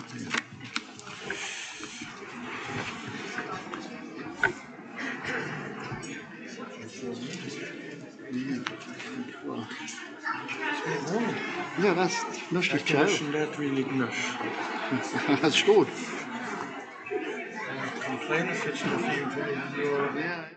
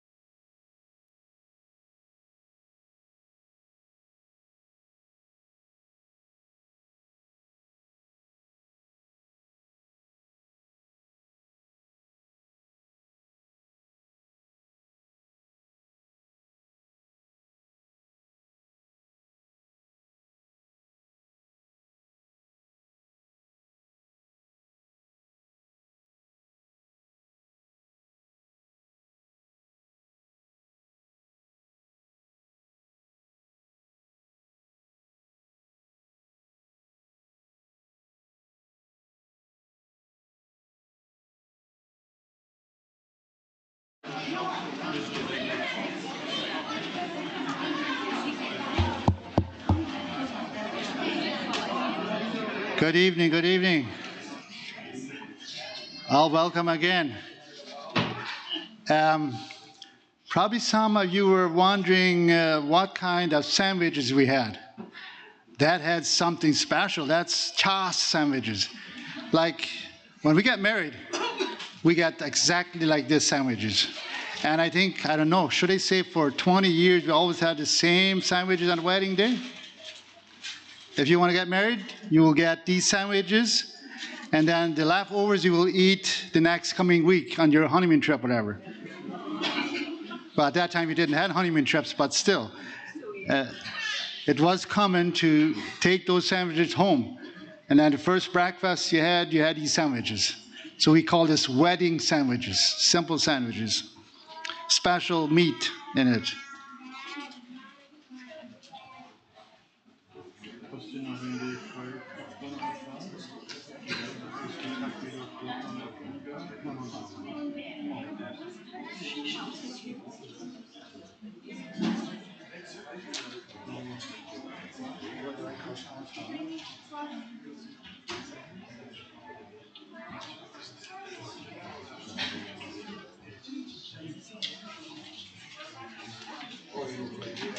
So, and now we want to start with slideshow, and he just run it over, so you could look at it and see if you get everything, and if not, later.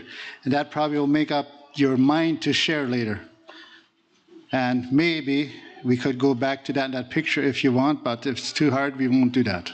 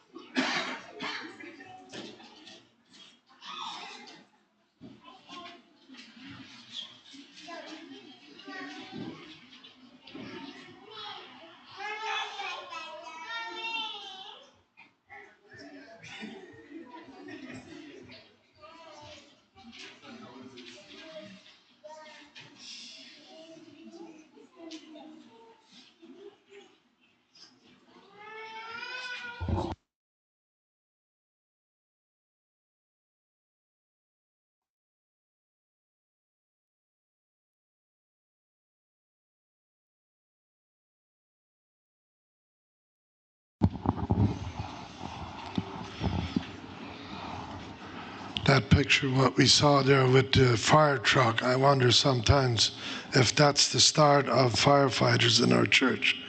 I think our teacher wanted to show the children how the fire department works, and after that, when they were grown up, they were firefighters.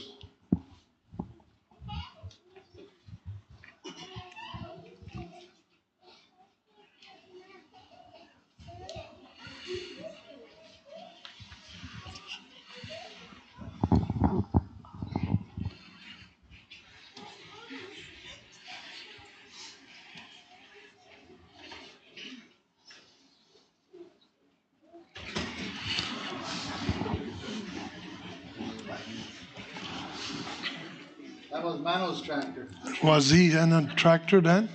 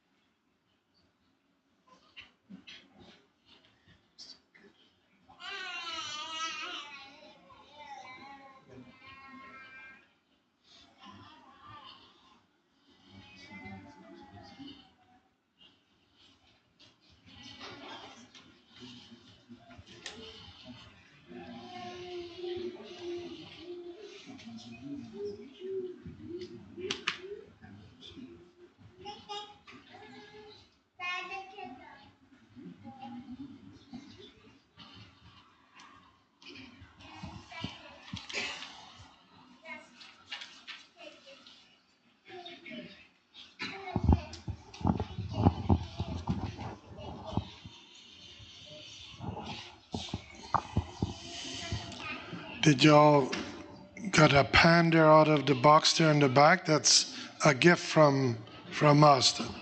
You could have one.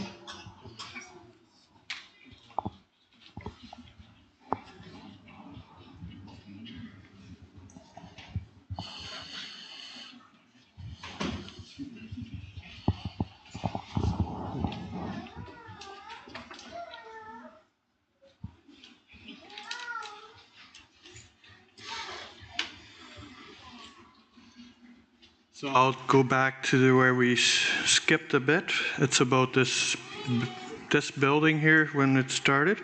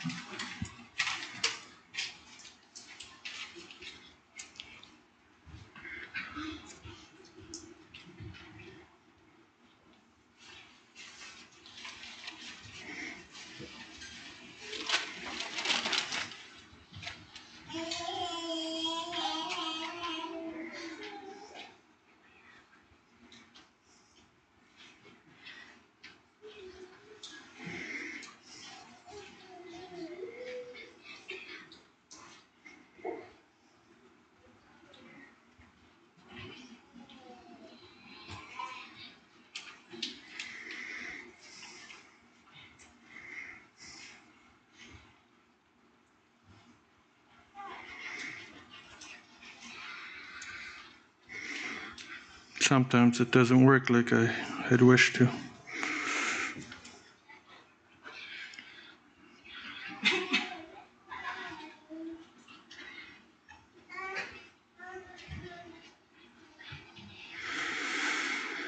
Okay, I think you've seen this picture before. This is the credit union. Donald at the lawyer's office. Here we had a meeting about, I think it had to do about planning where we want to build or what was the next step. This is at this location before there was any building. I guess this is the first spade that dug to get things going.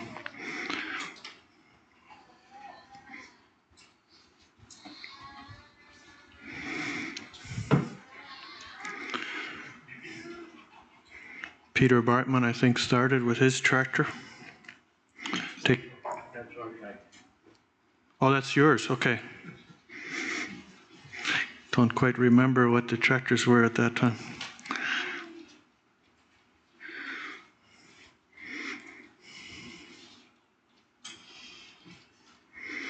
Here it's, I think, almost ready to start set up the forms for the footing.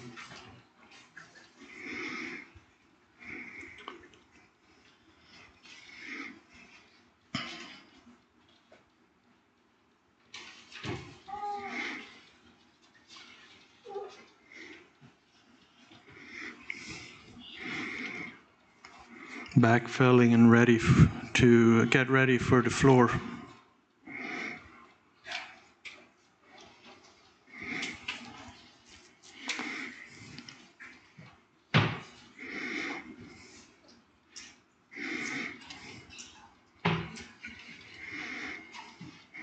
Some of this work, I think, was pretty much volunteer from our church group.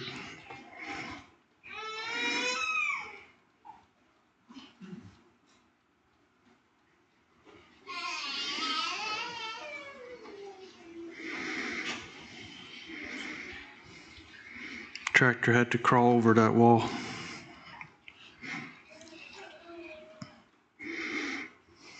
Pouring the cement floor. Drilling the well.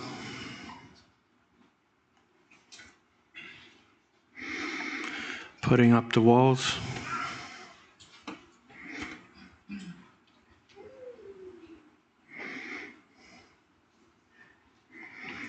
This was something that we did not have in our plans that it would happen, but had all the trusses up. I wasn't there, but I think there was one nail holding them in place and just couldn't hold it, and didn't think of putting more nails in, and looks like 3/4 of the trusses fell down.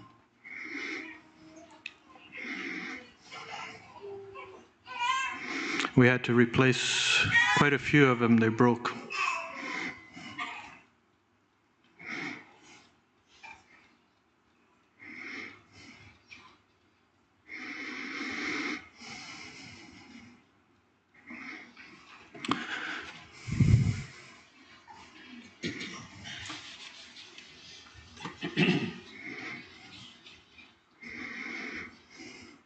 Shingles are still on it, but they're underneath the steel. I had to put new steel on, what was it, last year?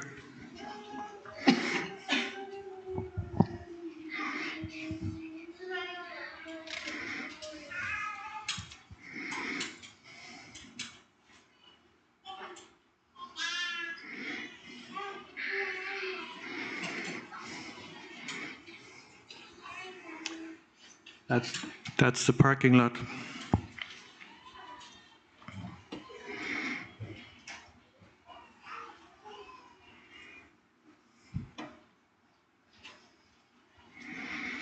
Septic field.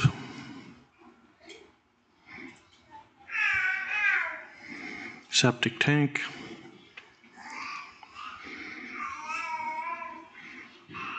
That's the field from on top of the roof, looks like.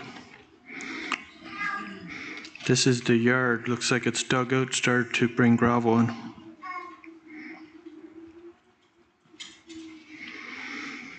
I don't know, when did we plant the trees? It was quite from the start.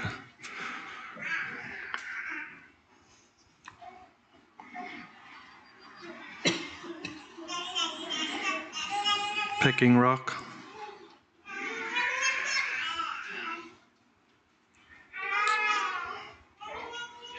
I think this is where for the cemetery permit, had to test the soil, if I'm right. Had to dig 6 feet deep to see if there was water. It was July, I think, dry season, there was no water, so we got a permit.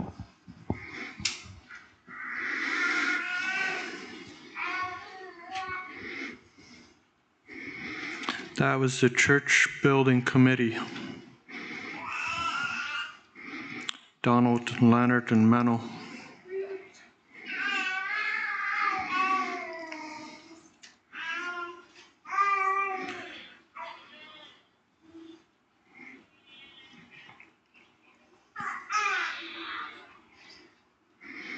Painting.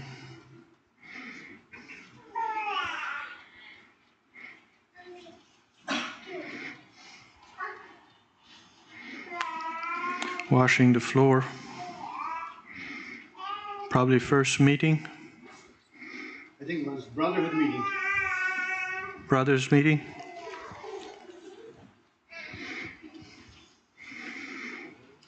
Looks like they had most of it accomplished for what they were put in charge.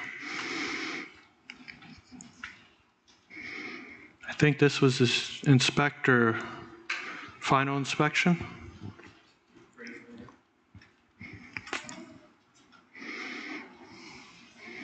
Lorraine, I think, did the seeding for the grass.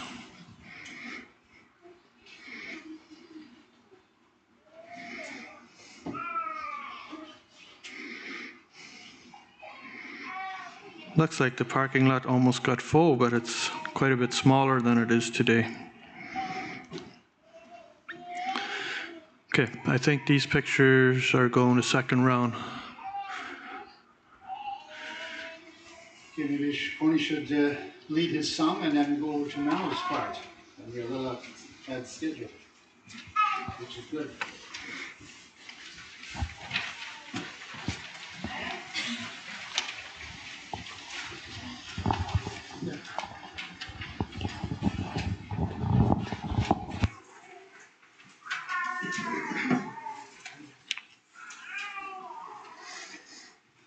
Okay, let's sing that Church in the Wildwood song again.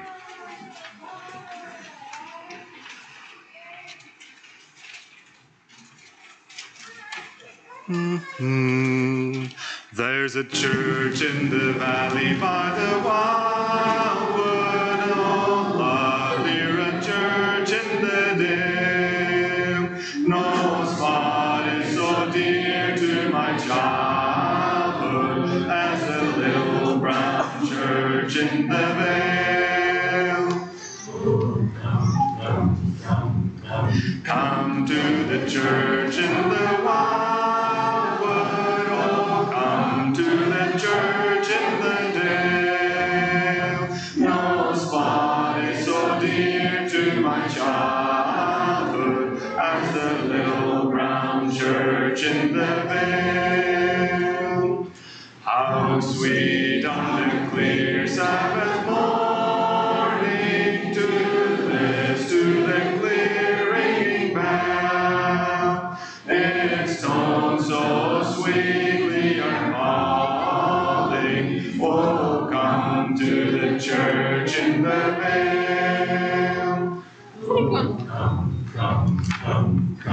Come to the church in the wildwood, oh come to the church in the dale.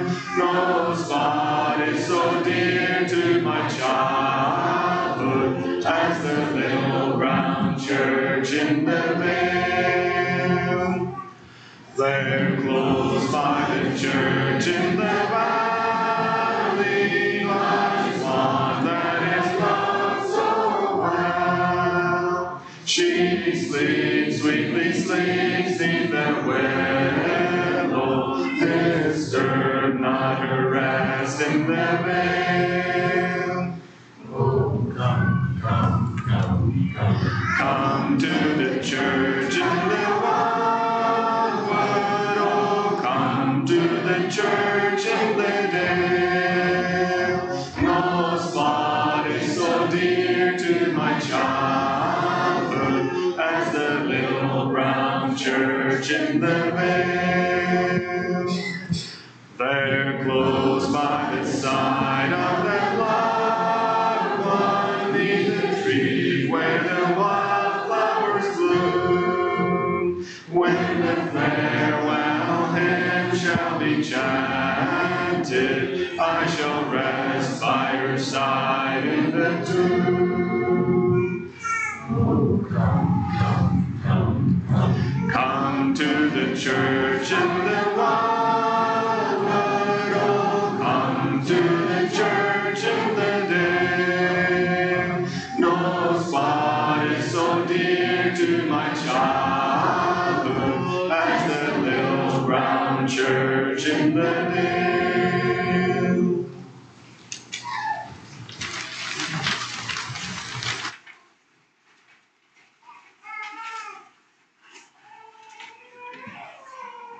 Well, now we're up to Mennos.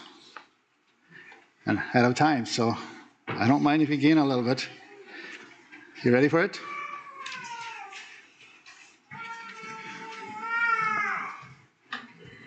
Need some light to see. I'm over 60 already. The church coming to you right here. That one and that one? Yeah. You don't have to handle it wrong. That's the problem. Church committee, you did it all.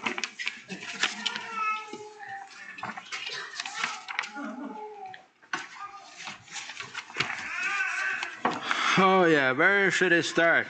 Some things that I had marked down we have heard already.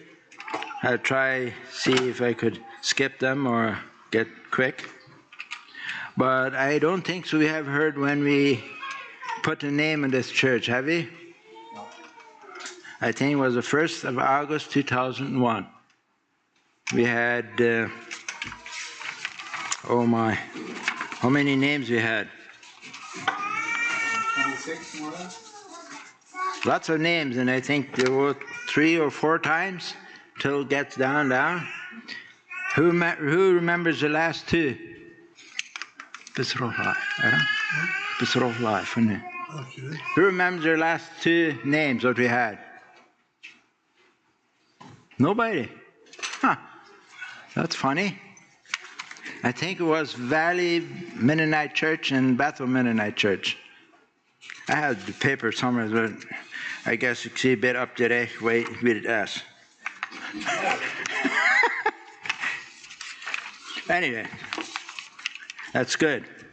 And the place where we have here, we had 3 places where we vote from the last time. That was the picture what you saw there in Orlan. It was May 31 in 2003. It was this place and across the road from Larry Cornelson's and by Leonard Friesen's used to be live. And this east side of their house on that hill there, where our old orchard was. Some people would know, but maybe not everyone. But those 3 places, they were last points. But I have a little more names than Benny had from how many places he said we had taught or asked or whatever. I would name a couple of them. Manovisser's Barn on Black Rock Road by Kim Thiessen on the south side. That was one. And Pleasant Valley Road, Pleasant Valley Spicer Road. That's when you come from Brooklyn Street, turn right on Pleasant Valley Road. It's the second house on the left-hand side. There we went in the woods and checked the land out. There's a pretty house now with a couple strips of vines, what they have planted there. And Rafe's Road and Black Rock Road, where Gerald Reimer's blueberries and raspberries are now. There's corn. Huh? Right now there's corn. Oh, yeah. And Daniel Friesen's, there in the woods, just across the road from that field, was one place too. And we looked at Parker's house on Black Rock Road. A couple of them went there to look at the house. I don't know, Larry remembers that, I guess. Just when you go to Coleman Road, a little bit to the right, that house was for sale that time. And on Coleman Road was a couple places. And even where Marvin Weber's lives now, there was one place too.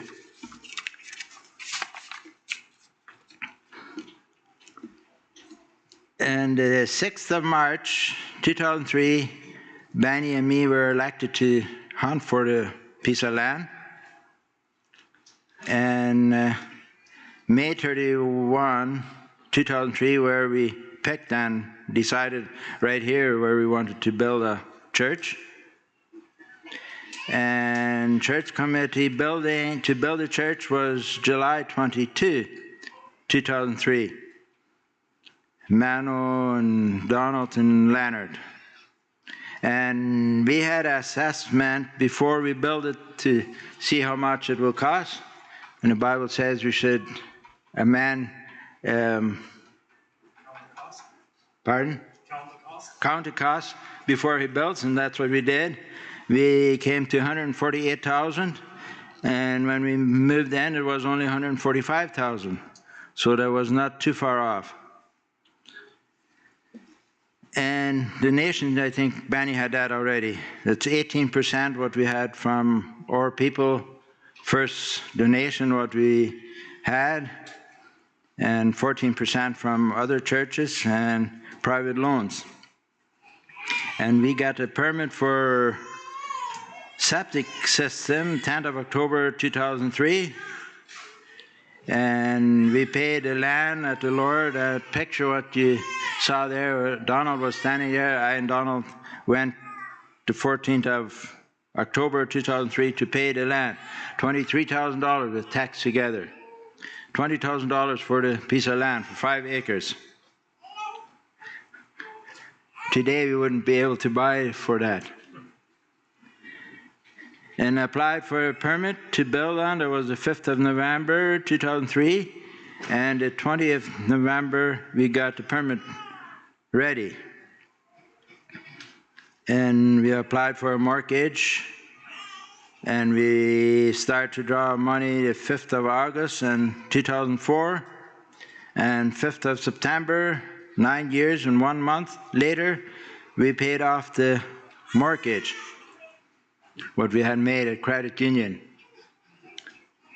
The interest was 8.5%. For 15 years we made it. First the payments were $704.99, and we did it renewal a couple times, lower interest for 5.8%. The lowest payment was $550. And start digging, we saw that already the 13th of May. And 13th of May also, Donald and me went to the lawyer office to sign for the mortgage. And first meeting we had August 5th in the building. I thought it was a meeting, but maybe it was brotherhood. And elected church committee. This was for running the church. That was the 29th of September 2004, and I think it was in Cambridge Hall there that evening, where Reynold and Leonard and myself were voted for church committee. And got the temporary permit to use the church was October 5, 2004. And first singing was October 7, and first church October 10 of 2004. And if I'm right, Aaron Pipe-Friesen made the opening, and Arthur Penner had a message, or it's not right. The picture was there, so I think it was that way. And the dedication for the church, Bethel Mennonite Church, was October 16th, 6 days later, as we had the first church service. And November 5, we got the final permit that we could use the church. And the cost we had Danny already. And then I have here just some dates. Maybe a lot of you are not very eager to hear, but name and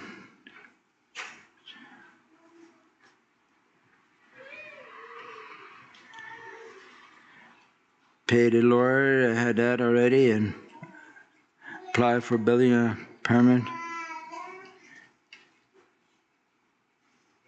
Oh, a lot of them. Oh, there was a question when we had planted the trees. 18th of June, planted trees on the west side by youth. They had a good time.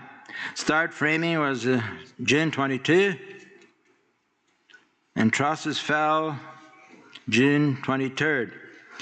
there were 7 trusses would stay there, and I was between the last and second last truss. I was standing there, and I saw all the claps down. I thought in a couple minutes I would be dead or it would be all broken up.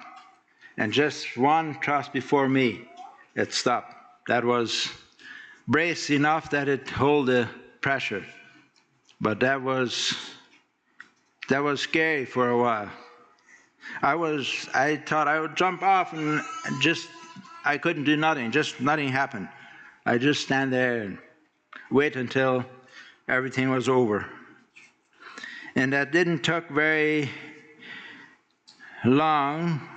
This was 23rd and 28th. That's what? 5 days later, we got the second time the truss up already. I guess the truss builder wasn't as busy as these days. Just a couple of days later, well, as soon as we had an inspector had to come and inspect the trusses. Some of them we could use and some we had to replace. I think we replaced 13, I think. So that didn't took very long till we had them here and got them up.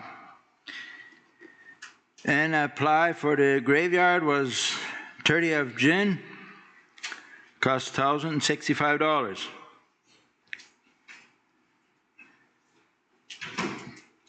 And okay, just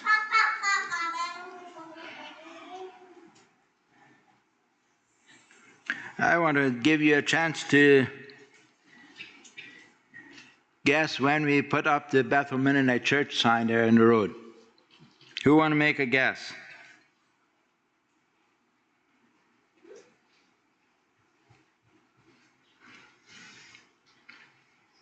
2008, probably. I thought 2009. Must be 2009. 2009? It's a guess. Well then, yeah. Maybe I have it wrong. I have marked down here 2004, 7th of October. Maybe Danny has that in mind when that blew down and we put it up. That was a couple of years later. And I think you were there, Dan. That was before when we finished the building. That wasn't that big. No, that's right. This must be wrong. I did in my shop, and I think we built the shop in 2008. I'm not sure if it was the first year or the second year. Yeah. So that model later. Okay, well then this is wrong. I don't know why I have it here, but I have to fix that yet. You check pictures at home yet? Yeah, I think I have some too. And planting the pine trees, that was 1 year later, June 11th. And beginning, we didn't have rug here. We thought we could maybe have church without rug. But that was not very long that we had very clear there has to be rug, because those chairs, if they moved a little bit, that creased. It was very loud. So that just happened in next year after we start using it.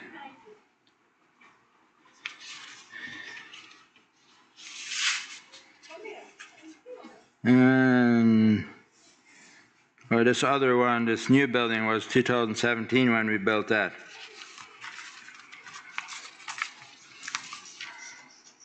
All right, I have here some number 2s yet. I don't know. Time's over. No? You want to hear more? I have a little bit more. Made the yard bigger. 2011, December 6, 17. We have done it 2 times already. 1 time to the east and now last time to the south. But this was the first time we made it bigger, 2011. And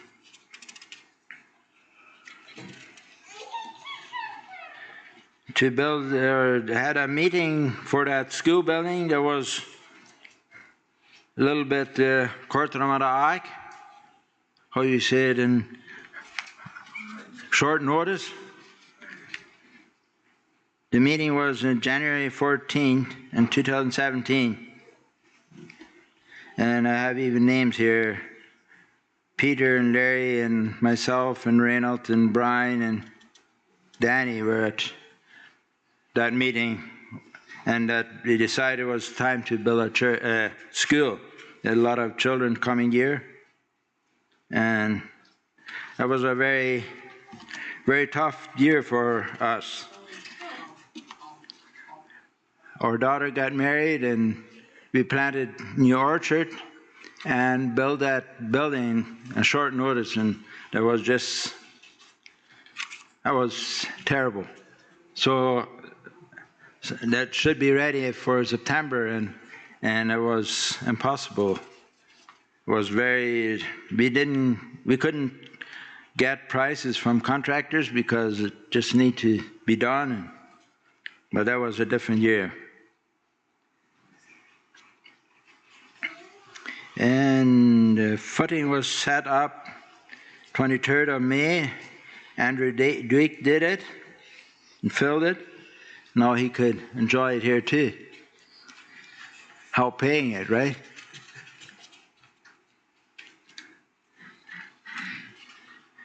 And that one we start framing June 28th.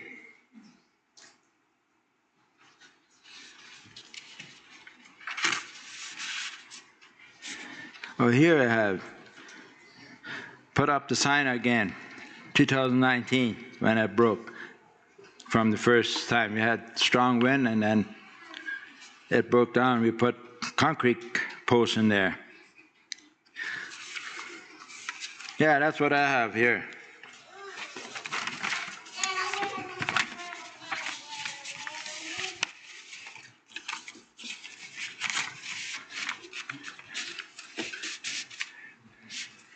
Feels different now than 24 years ago. We came August 2nd in 2000 here, so we were a small part of the people what we see now today. So it's good. It's different than then. We always wish we got bigger church.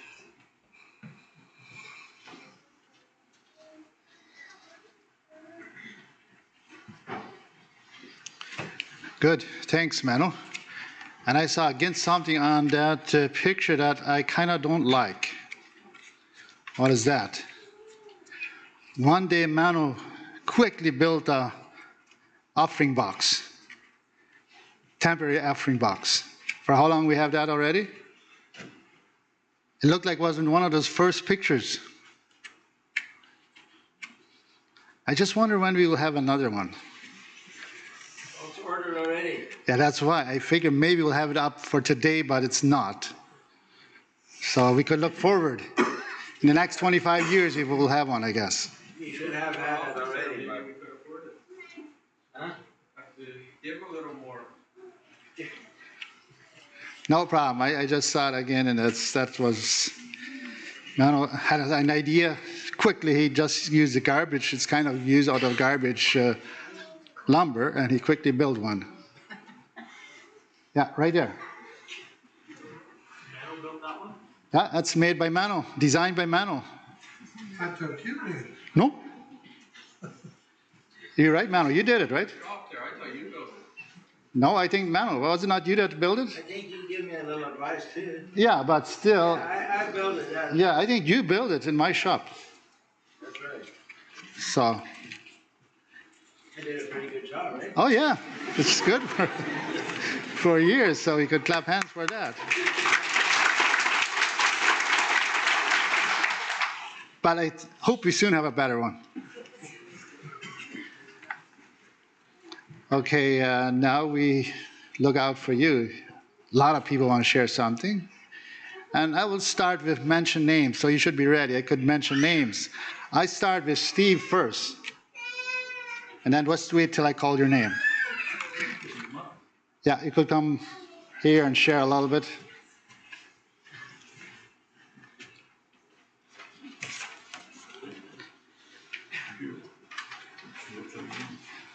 Yeah. Good evening. My name is Steve Hingley. My wife is Sherry down there sitting beside me. We lived in the house across the road when this place was being built. It was first being built. 20 years. It's really hard to believe time goes by that fast. 20 years, that's a long time to go that quick. Thank you for inviting us to your anniversary, and it's an honor to celebrate this milestone with you folks. Really appreciate it. We have some fond memories and some things from our heart that we would like to share with you. We remember when this church was built. It was so awesome to see a group of people, families and friends, in your labor of love in constructing this building. We knew that this building was your church to worship in, but at that time we did not know you. That changed as a couple from people from this church walked over one day to introduce themselves and just to say hello to us. We would often wave to many of you, not knowing your names, but in a sense knowing who you were. We remember when the roof trusses were going up and how they fell over. And we watched and quickly prayed that no one was injured. And first thing from across the road, we heard someone say, "Everyone is okay." And that was Manoa. One evening, our family was sitting outside in the yard, and we heard a beautiful singing. The singing was coming from this building. The door was open, and it was good to hear. It was beautiful, beautiful music. It sounded like a piece of heaven to us. It was so beautiful. Just love your folks singing. It's just awesome. We would see you on Sundays and throughout the week as you would be in your church for services and special events. The example you set, not only for your families, but to the community, is so incredible. You folks are really, really incredible. And I think you're really awesome, all of you. Page is stuck together, that's good. We homeschooled our children over there in the house, and they would often watch your children over here being schooled and playing outside. And our kids thought that your children would have lots of fun of activities that they did. And remember, Manoa was snow blowing the driveways over here with your tractor and the big snow blower, building the great big snow drifts. And the kids thought that was really cool. Our son, or one day our son, who was 7 or 8 years old at the time, was watching you folks mow the yard over here. And he saw the awesome lawnmowers and how big and fast they were. Because at that time I had a little old Craftsman mower. It was pretty beat up, mowing our lawn over there. You know the one. He used to laugh at us compared to the mowers over here. But years later, he had the opportunity to mow with one of those mowers as part of his job. The best job he ever had, he said. And thank you. You know who you are for pouring work values and standards into our son. Over the years, we have met many of you, some of whom are our friends. This building is a presence in the community, but you are the church. The testimony and love you have shown has been a blessing to this community and to our family as well. Sherry and I value you, all of you, who are in our lives, and we pray for God's continued blessing on this church and bless all of you. Thank you. Thank you, Lord. Okay. Yeah.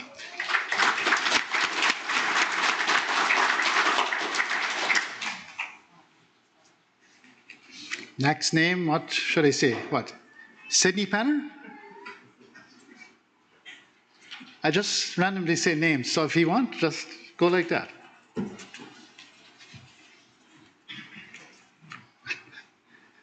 Is it too hard? Is it too hard? For you? No, I can make up stuff, I think. I don't have anything prepared, but a couple of things I want to say. One, a regret, and one, a note of gratitude. The regret is that my parents aren't here. They're the people that I think really, in some sense, should be here. They were the people who waited for a long time for this church to be. They were the people who for a long time felt alone in the valley. I was young at the time, also an introverted loner.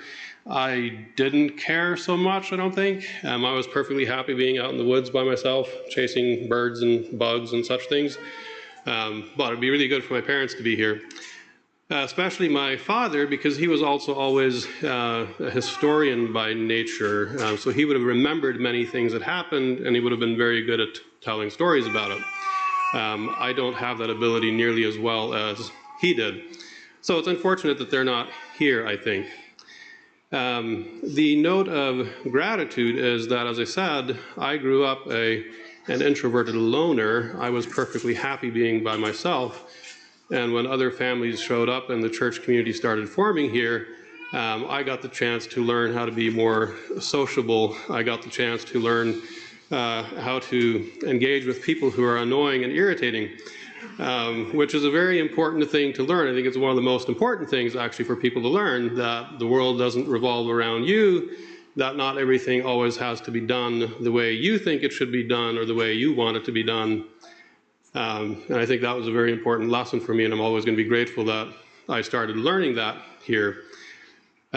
It's complicated, of course. Uncle Arthur mentioned before that he struggled a little bit with whether we needed another church in the valley, but ultimately felt like we needed another church in part to preserve our community's values. And so obviously sometimes you do want to stand up for what you believe in and not compromise and not adopt the values of the people around you. So there's this tricky issue of balancing when you should give up your own ideas and compromise with other people and when you should hold fast to your own ideas. It would probably be a much bigger discussion to figure out where that line is. But the lesson that I needed to learn was that I didn't know everything and that I wasn't right about everything and that sometimes I should compromise with other people. And I am, as I said, always going to be grateful that the community here was a space where I started, at least. I don't know if I fully learned that lesson yet, but at least started learning that lesson. And I'm very happy that I had the chance to do that.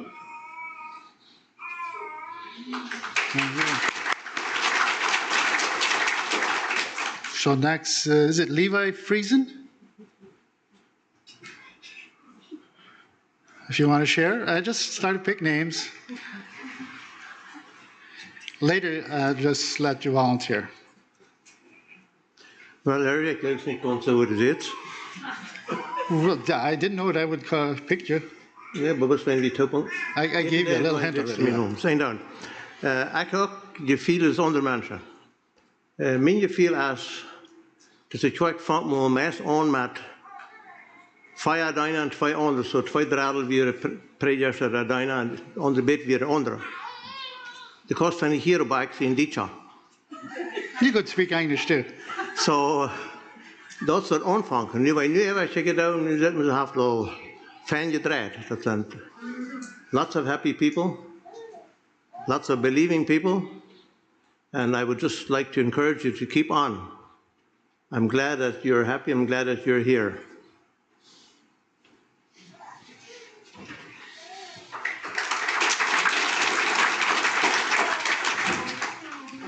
Well, I let a few volunteers before I called some more names, so.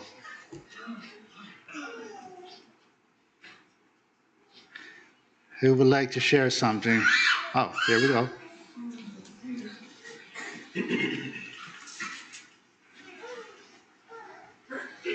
Well, we came here in 2000, 23rd of April on Easter Sunday. In a very new country. Well, we had been in 1991, we had been in Manitoba for our whole summer, but then again back to Belize for a few years, some years there. Anyway, so we came here with 4 children, and in 6 weeks or so we had another child. So our youngest was born here. So then we had 5 children. Yeah, in 3 weeks I understood. I think, I don't know if I quite remember, but my wife told me that we were invited in this church family here as members or make ourselves at home in the church. So that was in 3 weeks from when we arrived. And that felt very quick for us. So our decision was just to be here for at least a summer or a year. And then after a year, we had the privilege in 2001, both of our parents visited us here, and they never said that we should come back home to Belize. They didn't feel that urge that they should invite us back, or they just encouraged us here in Nova Scotia, here in the valley. So that helped us a bit to make decisions. And after that, in 2001, after 9/11 in September, when the Twin Towers were knocked down or by planes, then after that we made a decision to stay here. So in a couple of months we bought a place, and Abraham Duig from Northfield, he was a very good person to take advice from. So he said, if you decided to live here and stay here, don't rent too long. Don't rent a place. Make mortgage and then pay payments. Then you start earning a place to live in. He was a very good person to take advice. And we have been to their family, been sometimes invited on a Sunday. It was, to us, the first time it was strange family, but yeah, we got a little bit more familiar at Abraham Duig's in Northfield. So good advice.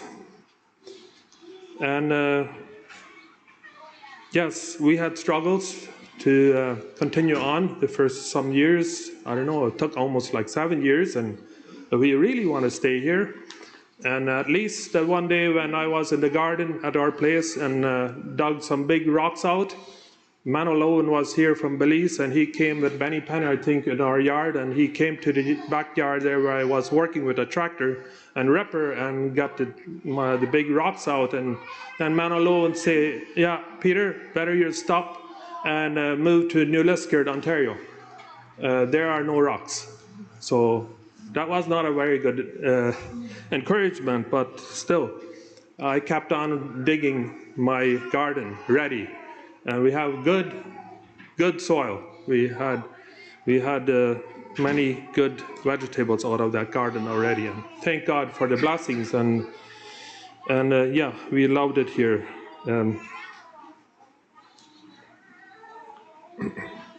So yeah, I would say I will leave for others some more here. Thank you. So, who's next?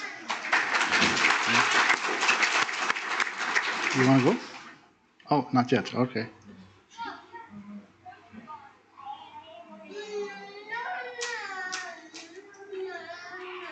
I have a question for the church building committee. And maybe I've asked this question before and I've forgotten what the answer was. But was there a reason why you didn't build a basement under this section? Well, the question is, why didn't we build a basement under this building? Church committee, why didn't you do that? Why? Majority didn't want it. I guess they're afraid they have water problems, I guess. And what was that else? I don't know. Was it because it was cheaper too, or? Well, maybe because we were all from Belize, and in Belize we had probably 1 or 2 basements, and they had water problem. So then we had impression basement means water problem. I don't know. That's probably one answer. We were not Canadian yet. Never thought of it, should have. But the other building we decided was just a little bit more, and then we'll have twice as much room. So we took a chance. We had problem there, 2 times in the basement. One time probably before it was finished, and later we had a little bit, but not much. Did I answer your question? Yes, thank you. Okay.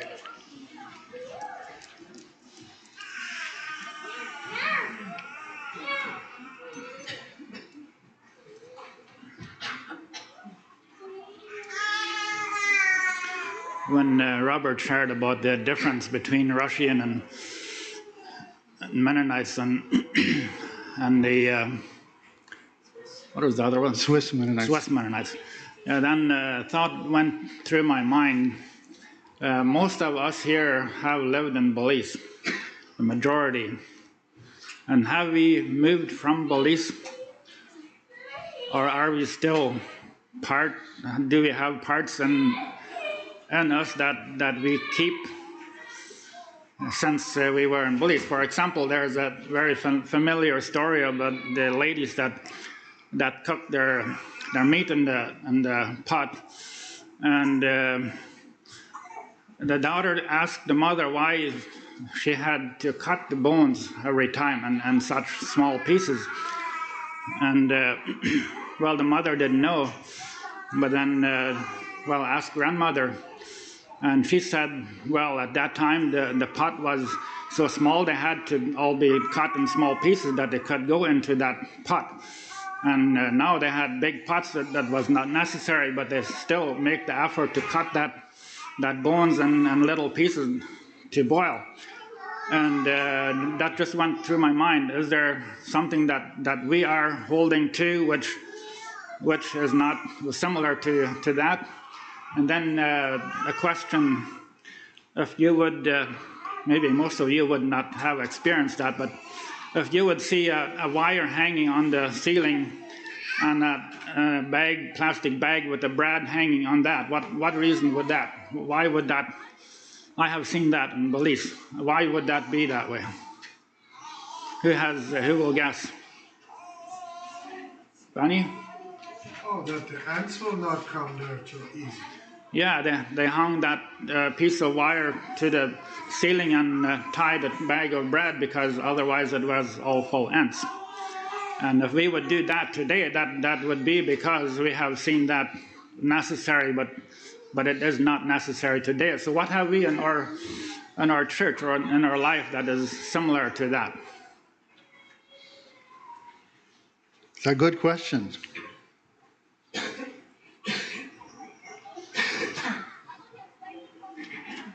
Well, what I did about the first year, always my boots, put them upside down and shake them a little bit that all the scorpions and frogs will be out before I put them on. And I quit that. But I think I did it for a couple of years.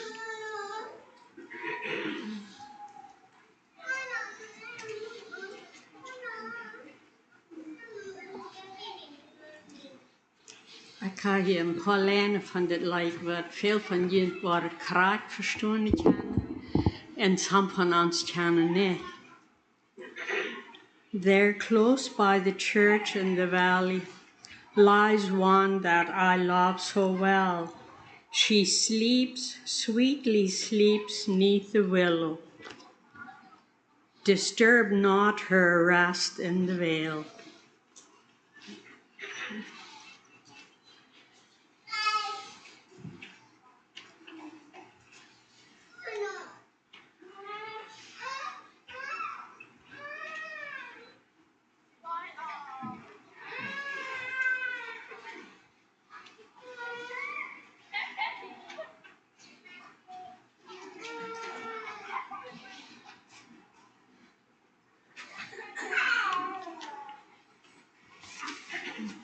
Hi.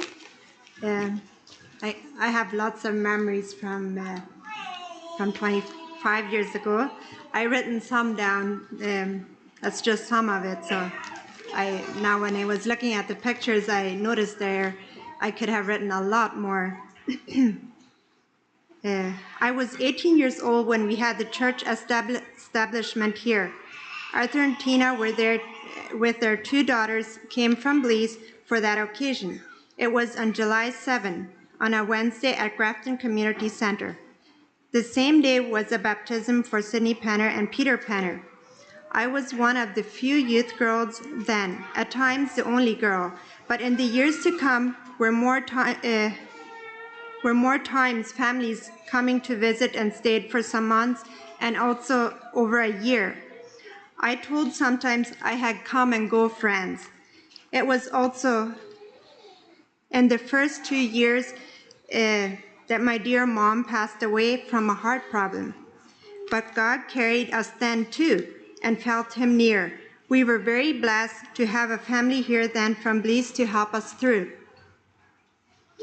Also, with being a small group, I was very close to the married woman. Guess we were all close together, like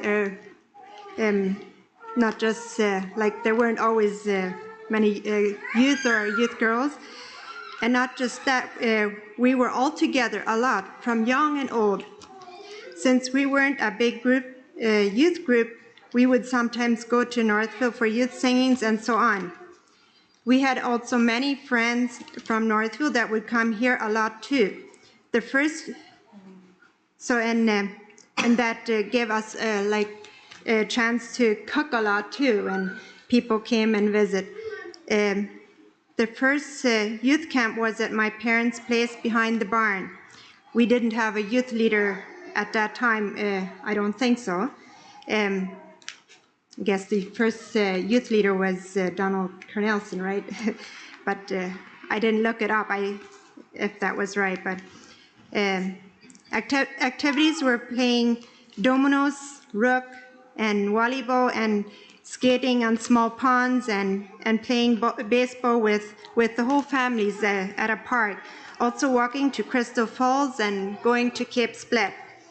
On Sundays, it gave a lot of chance to, or I guess I put that on now, but that it was a lot of chance to cook meals for company. A lot of times we would spend the Sundays together, sometimes at a park.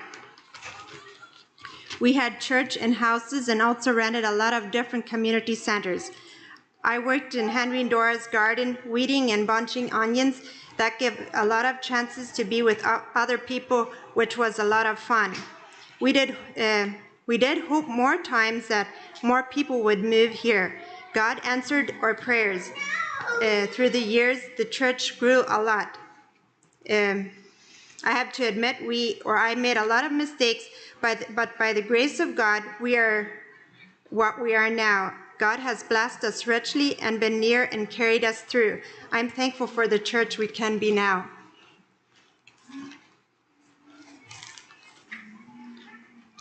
Yeah, it's a privilege to stand here, to be part of this. So maybe it was the youth's fault that they came to singing, that I became part of the church family here, or maybe rather that we sold milk and we had customers and it did something. Anyway, that's, I guess, kind of how we met. I would like to just say when I will go through the history that I can see the grace of God. We have made mistakes, we have failed, but He has been working. I would like to say a thank you to Steve for mentioning the mowing. I think a lot of you remember it. Mowing the lawns here with the lawnmowers. If I remember correctly, it was quite often was less than an hour the whole yard was mowed, even though we didn't have these fancy walk-behinds yet, or whatever you call what you're using now. It was a wonderful time together, and yeah, I could share a lot more, but I think that's it for now.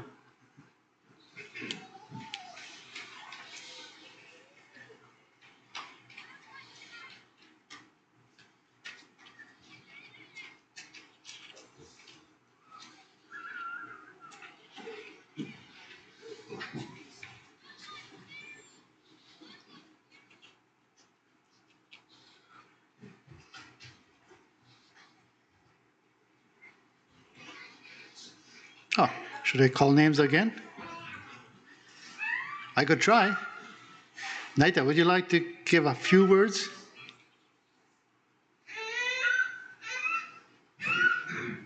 That's our honor teacher, and I would say she learned our children to sing. I think she got some credit that we have good singing here in the church. Then we had another teacher. She was as good as that, and then singing went into the school. That's what I say. This is, yeah.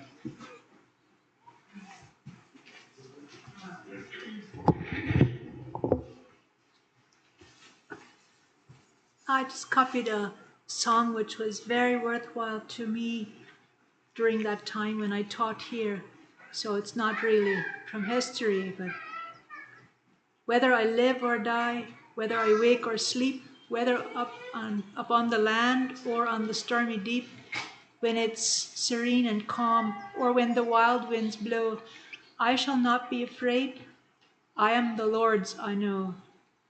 When with abundant store or in deep poverty, when all the world may smile or it may frown on me, when it shall help me on, or shall obstruct my way, still shall my heart rejoice. I am the Lord's today. When I am safe at home or in a foreign land, when on an icebound shore or on a sunlit strand, when on the mountain height or in the valley low, still doth he care for me. I am the Lord's, I know. Nothing shall separate from his unbounded love, neither in depths below nor in the heights above. And in the years to come he will abide with me. I am the Lord's indeed for all eternity. Thank you.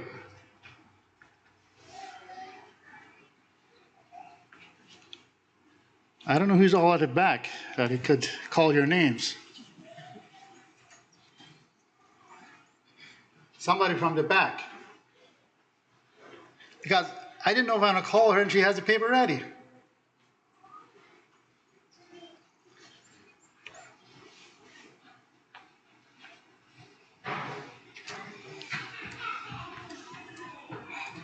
Well, anybody.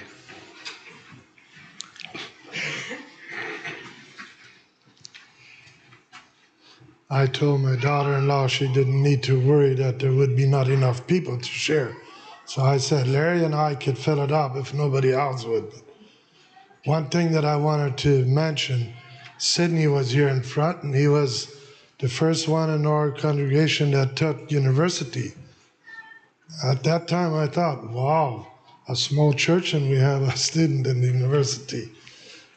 And something good came out of it.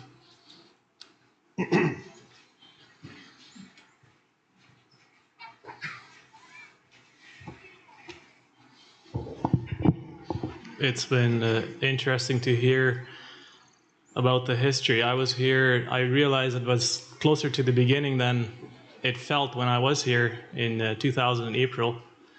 My family was here, I was single. And the close-knit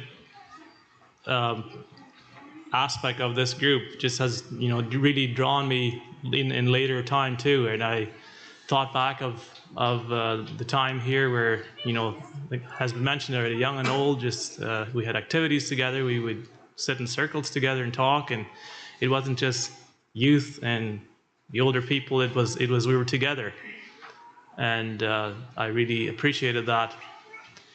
And just today there was a visitor in church, and I heard he had looked for the name, or he had looked for a church, and he found Bethel Mennonite Church, and I thought of Sidney. I think credit goes to him for, wasn't it right? You were sure that the Mennonite had to be in part of the name, right? Or was it church? Yeah, I know it was. Me and Bethel there, I always thought of Sidney. I thought you got the credit. Okay, so something with the name and Sidney goes together anyway. Yeah, it's the part of the group making a newcomer feel welcome. That's very much experienced that as well. It's so later my wife and I have moved here and been a part of that. But still, sometimes I go back to how was it when we were a small group, and I think we could practice doing some of those things again that we did, or the way we did them. Thank you. Thank you, Philip. Should I say something about your brother Eddie?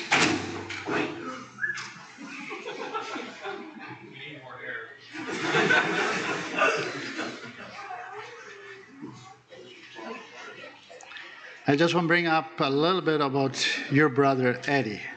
He's older than you, right? So I remember, I don't want to brag too much, but when you came here, your dad told me that he was worried about Eddie. Eddie didn't like company. He liked to stay alone home in the room.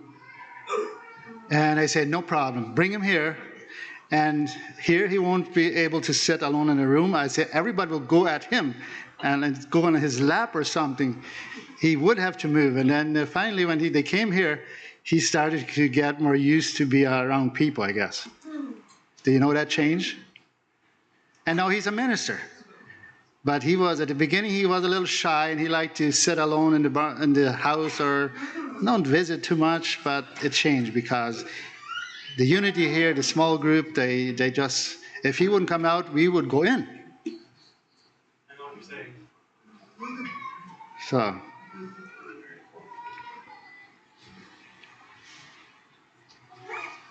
Next one is coming up.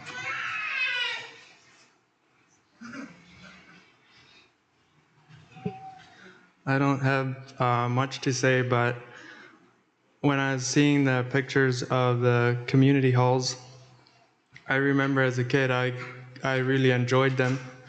I was kind of sad when we just had this boring church because at the singings I'd usually get bored, and when you had a different place almost every time, then you could always look around at all the things. And when it's just one location, then it became old and boring very quickly.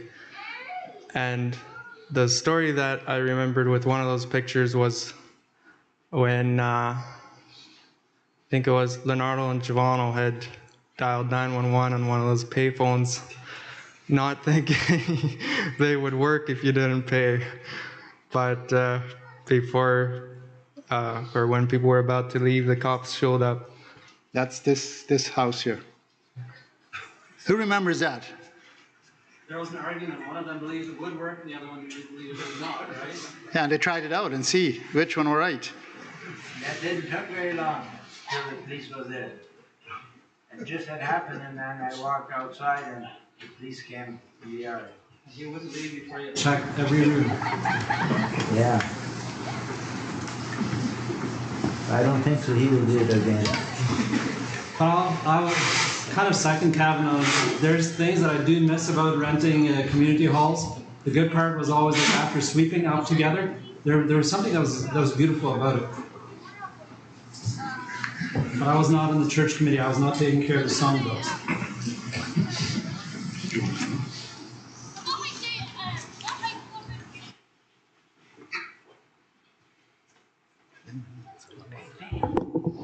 I think I should share something too, because yeah, we were here in the beginning, and what do you think with a mother like me, what would she worried about most when we just came here?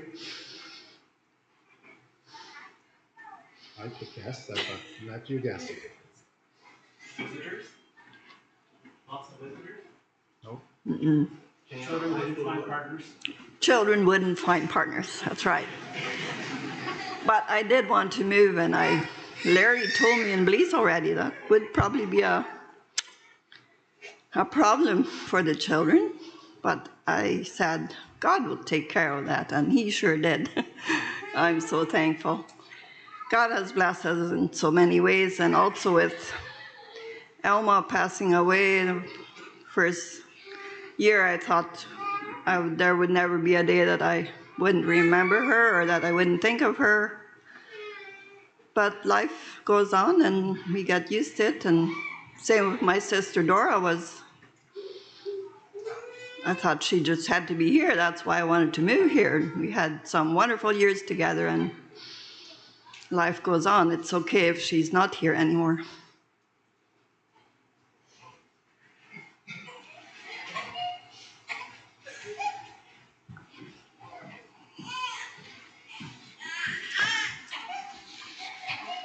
Well, I thought maybe I should say something there. It's nice to see you all here. I guess that's what we waited for, to see more people here. When we first started here, there was only a few there. So I was thinking there, how about the youth? Who always bored about being here? Probably didn't hear much of that. I was just thinking of, for example, I was one of the youth when we started here. And I thought one benefit at that time was, I remember the first youth camp we had there. I mean, I don't know exactly how it turned to be, if we had an evening service, or anyway, we youth went for a walk and went enjoying the moon, the beautiful evening there. Anyway, it happened that we all of a sudden decided, well, why don't we have a youth camp? And that same night we had our first youth camp there, so we didn't always need much time to decide something there. And that was one of the blessings there, was a small group there and do a quick choice.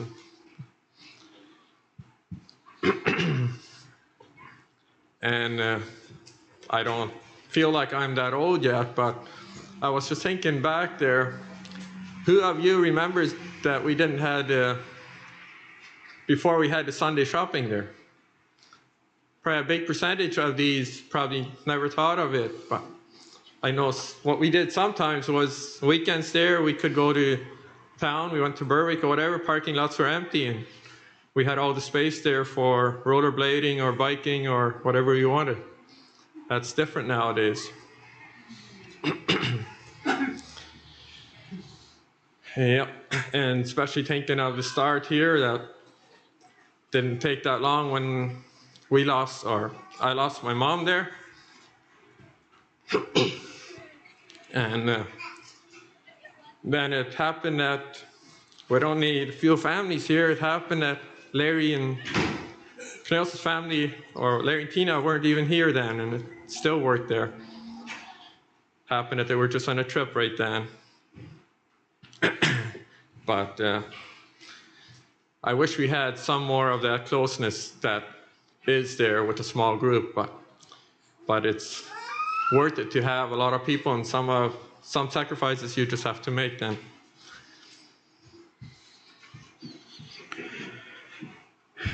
Yeah, Benny talked about the first communion we had here, that my uncle and aunt came here to join us in the communion because we were only a few members, and they figured it would be good to accompany us to come for a Holy Communion. And I would say, I like if you gave the people the roses when they live, but I would say Daniel Platts were a big support to the church here in the valley. They quite often came and visited us, encouraged us, and so on. And they both passed away already.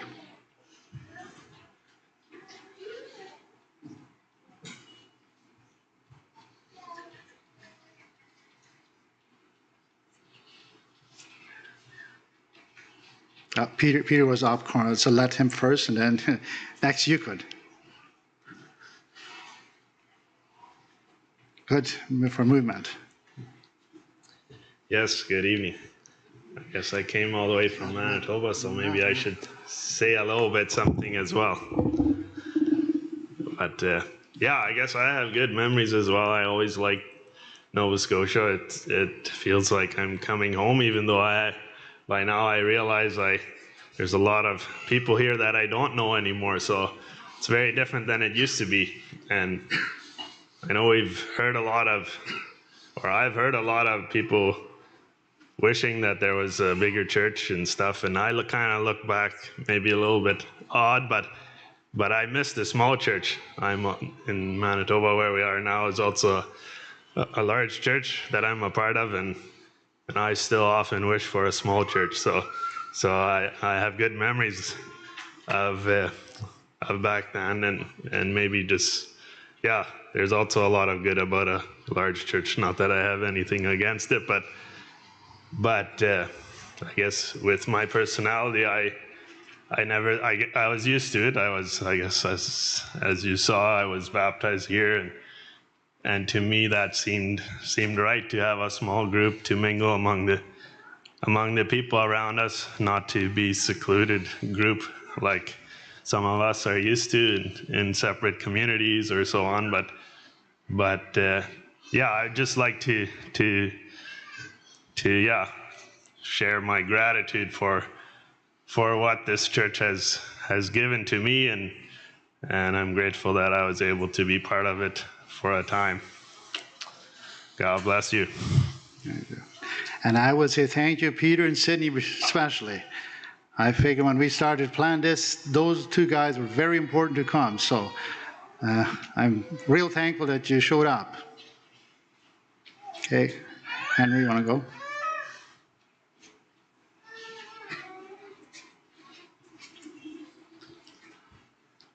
We heard of the church starting with a few families, and God was blessing the church.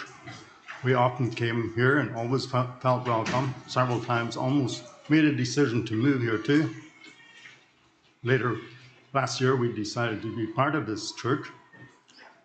And it's so good to see and hear how God blessed the church and how it grew. Now there are 36 families that often attend this church.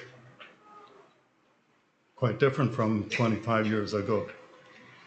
And for last Sunday, I made a sheet ready with questions of those 36 families. If anyone wants to see that, there are some on the table in back. There's also some answers.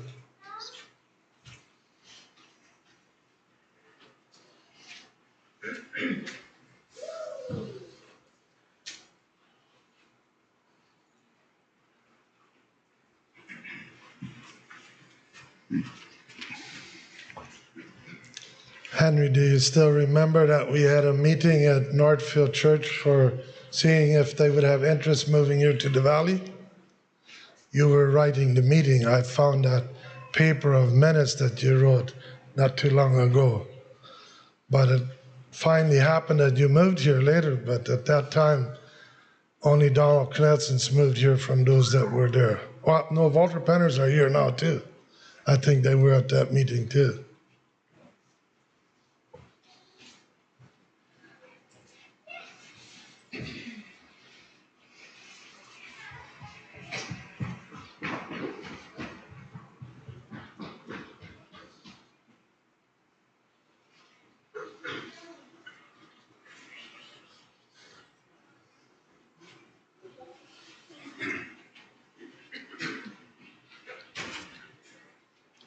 Well, I remembered when Benny Penners came to Nova Scotia, they were thinking of moving to the valley. So he talked to me about it and said, why don't we make meetings there at Northfield? Well, I thought he didn't know how many meetings we had there already about this year. And I didn't feel too impressed about what we accomplished out there. I said, maybe if you have the conviction to move to the valley, you better move there and not making more meetings. That's what I said. And by the time we were already in Ontario for a different mission there, I thought it was probably good. I mean, to send us there. And I got sick, and then they came there for a couple of months. And he thought it was too expensive to buy land out there, as he found out. And I thought it was probably good because it was, after that, it wasn't so expensive here anymore than it was before. I'm not sure if I'm right. Yes, you're right. And so they came back and still moved here. So that's another comment I thought I would make. I don't know if it makes too much sense, but Anita came here to read something. She had been a teacher. And I remember her dad. We wondered how they would do with all their girls in Nova Scotia, how they would get married. As Tina said, they would probably worry about their girls. We didn't have that many. Oh, he said he would send out our girls elsewhere to teach, and then things would work out well for the girls. I don't know how Anita feels about it, but she's still not married. But that was some of her dad's comments then too. I knew him well too. So. That doesn't mean he doesn't have good advice, but that came to my mind.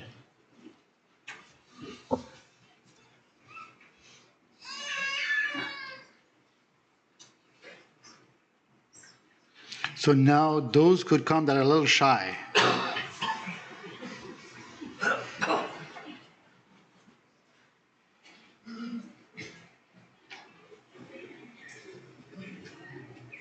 Or brave ones, whatever.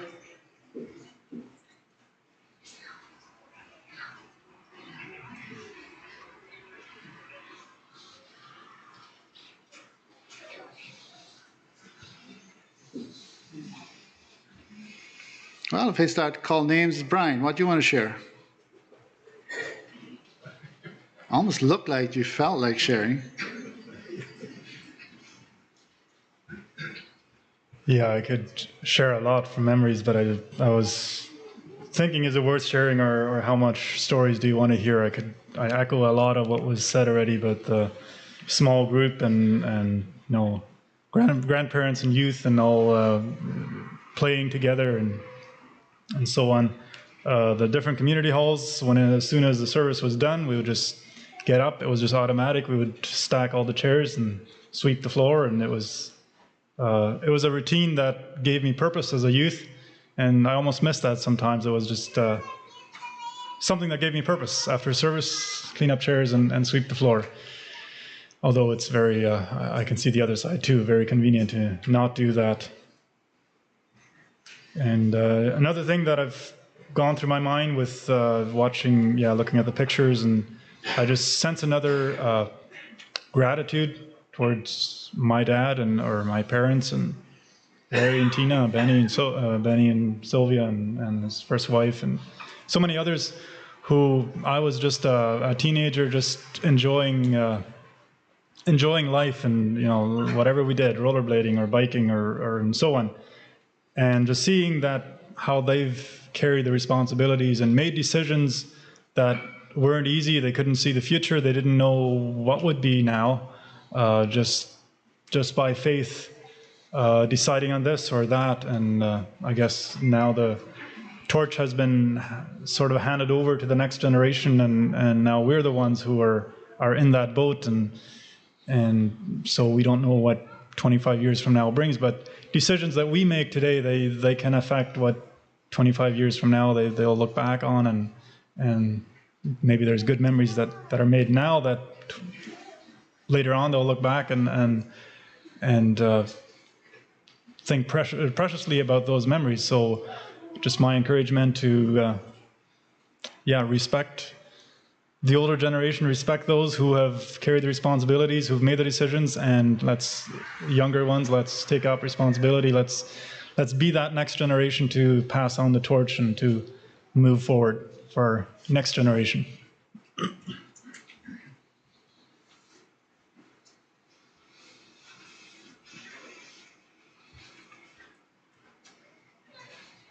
Good, I had your name in my tongue already. Oh, really? Yep. Yeah. I was trying to hide in the back row, but as I watched my brother's respect for me slowly ebb away, I decided to come up here after all. Obviously, this is a bittersweet day for me. I have spent most of today, obviously, thinking of my parents.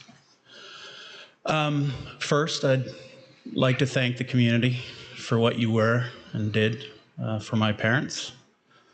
I would especially like to thank everyone for walking beside Kira and myself as we helped my parents move to the next life. Question. If you think of my dad in this church, what position did you normally see him in? Looking into the songbook. Yes. That is also my clearest memory of Dad reading, rereading, and rereading that whatever hymnal was in front of him. Anyway, music was a big part of my parents' life. It was my dad's fondest memories in this church. And in light of that, I would like to suggest a favorite hymn that I hope we can sing, if that doesn't take up too much time. Oh, no problem. All right, 806. And I would ask whoever to start it. Yeah, how about Orlando? If you come front, you want to lead this song? 800 what? Give the number again. 806. Do you have the pitch?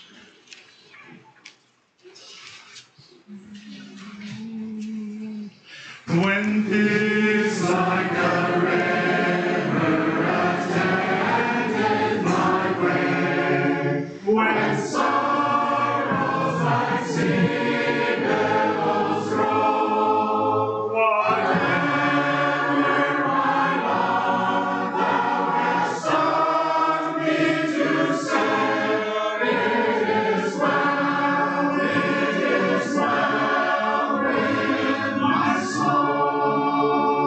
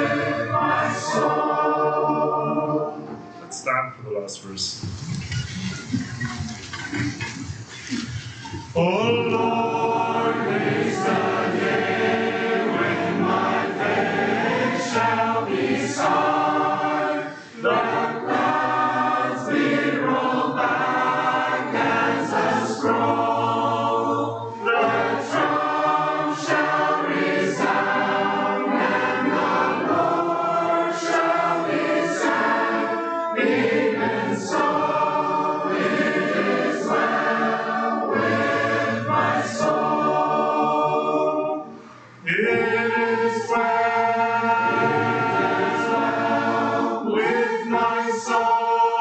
With my soul. It is well. It is well with my soul.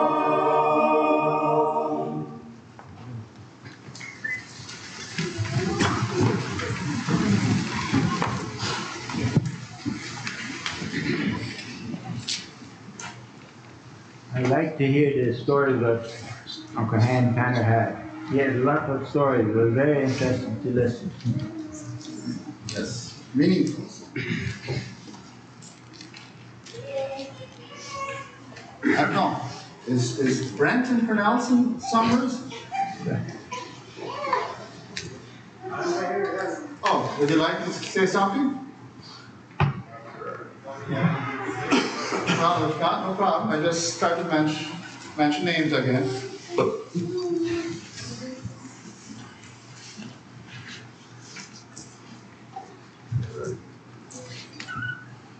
Well, you might need a little more time. So, somebody else?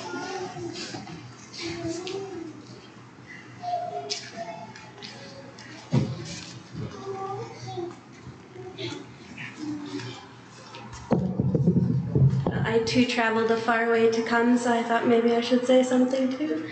I'm one of the first Swiss Mennonites that Rob mentioned, the teachers that came. I came first with Julianne in August. I traveled with her, all her things in her vehicle with me and Shirley and Lynette, and we were slightly claustrophobic in that car.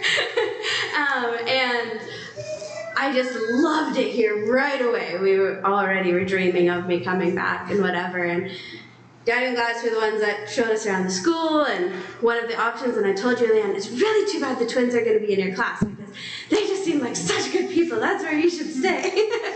And I had no idea that a couple months down the road I would be the one staying in their basement. I absolutely loved coming into this congregation. I was not prepared for the culture shock that I didn't experience, you know. I was just coming to another Mennonite community. It would be fine.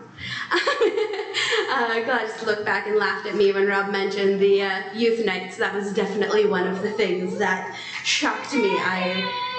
Everybody just went home. And I was like, okay, fine, I'll go home too. But I learned to love it, absolutely love it. It was one of the things that I wanted to take home with me when I went back to Ontario. And like, I did make myself a 10:30 curfew and I left anywhere I was at 10:30. And I started intentionally having nights home just because it's just not what you do in Ontario, and I loved it here, doing that nothing. Right away, Larry and Tina took me in. I was their stepdaughter, and then soon became their real daughter. As well as Benny's, they accepted me and Julianne into their family, and it was just in a community where family was everything. It meant so much to us that you guys included us into your families. So yeah, that was some very good memories for me. The youth group was very small. The one I came from was small, 20 or 30 people. And then I came to this one and we didn't even have enough to play volleyball. But it was great because you had to get along.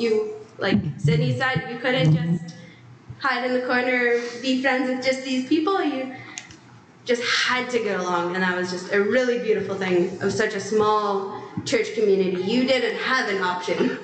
You just got along.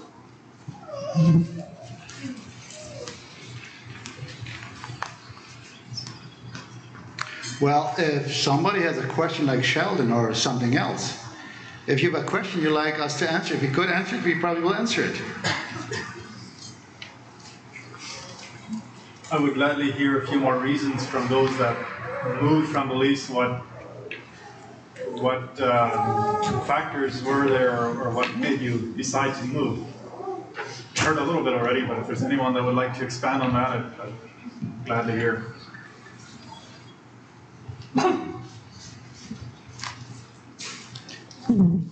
Well, me personally, we had different reasons.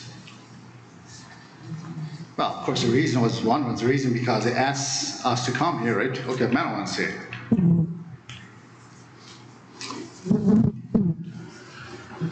Well, we had a reason too. There were one night were robbers in our house.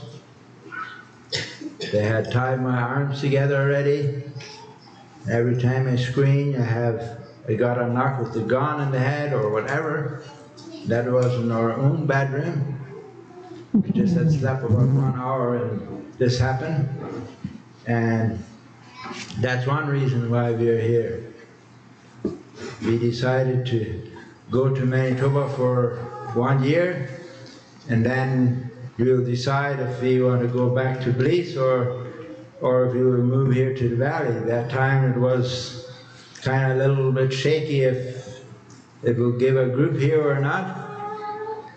But then, just after the robbers were at our house, we had a chance to adopt our daughter, Marva. So we did that, and that took about, 9 months till we had the papers. We wanted to go very soon after that happened. We decided we wanted to go to Manitoba and work for my brother. But since this came up, we were still, I think it was 9 months in Belize. But that day what the lawyer called and said that the papers went through that we could adopt Marva. Next day I bought tickets, if I remember right. We wanted to go away from that pretty good Belize. But it was not always good. And that's what we did. And then we were only from June to January. We were in Manitoba, and then we had decided to 1 year, but January we already decided that we're going back to Belize and sell our farm and our land there. We didn't wait a year because we liked it in Canada. And by that time, I think it was pretty much clear that something would happen here, right? By that time, you probably were here already. Well, this was in 2000. In January. We moved in 99 already. Oh yeah, that's right. So it seemed like to put something give here, a church here, so we rather wanted to be here than in Manitoba where it's so cold. And then when we went to Belize and sold our farm, we went back and waited until the school was out. Joyce went to school that time. So that was in, end of May somewhere. And I had a job what need to be finished, mowing along the highways there for my brother. So we left end of July. I think my brother's birthday, 28th of July, I think we left Manitoba. We had a van there, and we had lived there over a year, so we had bought some things already, and we filled our van. I think we had 1,500 pounds on our Dodge minivan, and we had 2 little spots open there for Jocelyn and Marva. Even the other end of the seat was full of boxes, and the roof we had bicycles, and we moved to Nova Scotia. And we drove slow, and I was surprised it's so little gas we burned. And then last day, we thought, I looked it over and I said, well, if we would hurry up a little bit, we would come to my parents that same day. So that same day we drove a lot faster, and the gas gauge went almost like this. You just used a lot of gas. But we made it. We came 1st of August, we came to my parents, and the 2nd of August we came here. So, and because long story, but when the robbers were at our house, that night was so bright, and we have, for a couple of years, we didn't like if we had full moon. We liked it if it was dark, or just you ain't on. The moon machine, we just ain't on, because that happened when the robbers were at our house. So, but now it's different. Now we like it again already. But first couple of years was just better dark than other. What's this?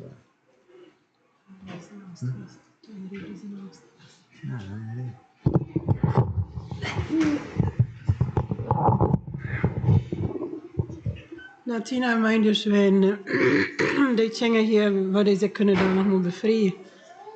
Maar er een die dag nog een blizer jong nemen. Per wepaars Lennart van Manitoba, een boyfriend, en Eugene die we dem ook in Manitoba. En per de paars Peter van Manitoba een. En per de Bakmans er die 2 sterk tijd in Blaze. En wat ga ik nog wel uit te laten?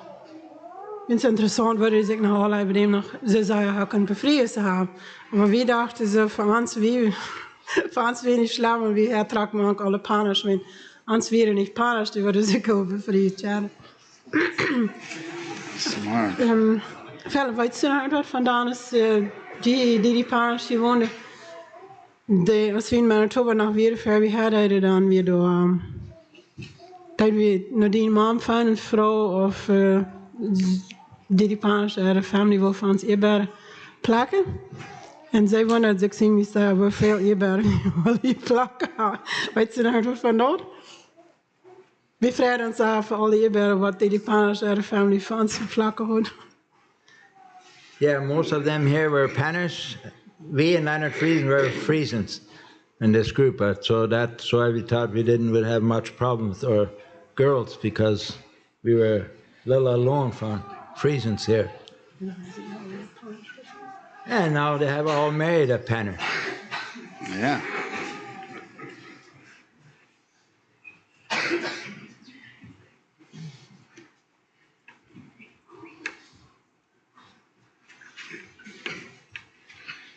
Somebody else want to answer Brian's question?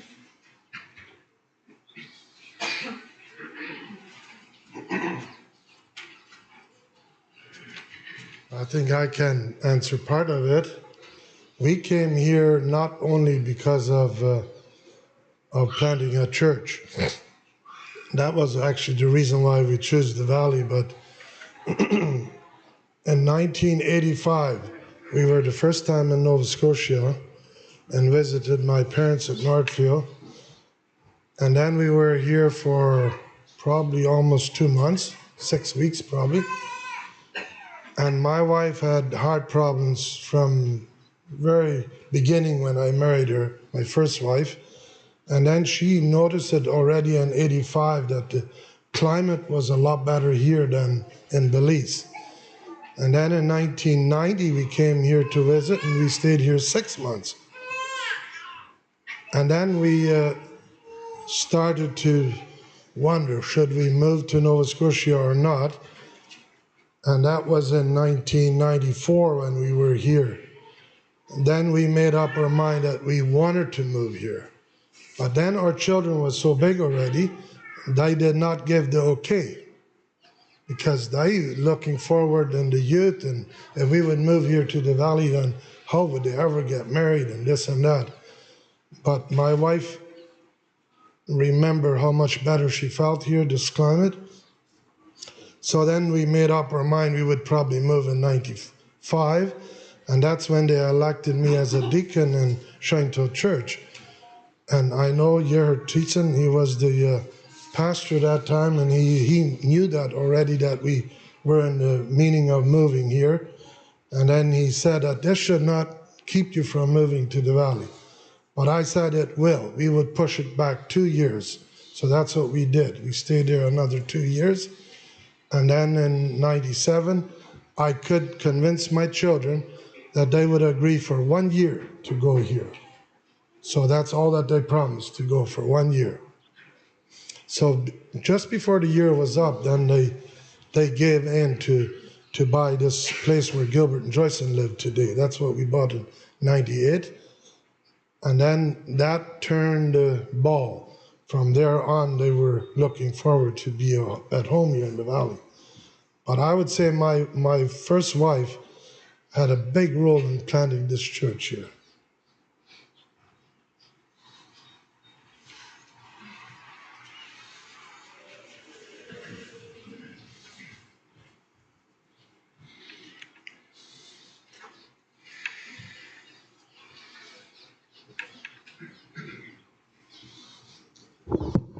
Now, our children said to us parents that we had said only 7 years here without siblings, any of the family, of my family or wife's family, we would live here or be here in the valley. Then after that, if nothing would show up, like one of Mary's siblings or my siblings or relatives would move, then we would move back to Belize.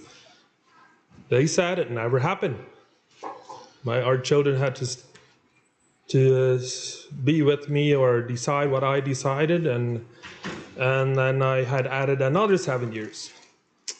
But after that happened, the 14 years, no siblings were moved here from my wife and me. So we still stayed, and I think it had to do with the church family related thing here.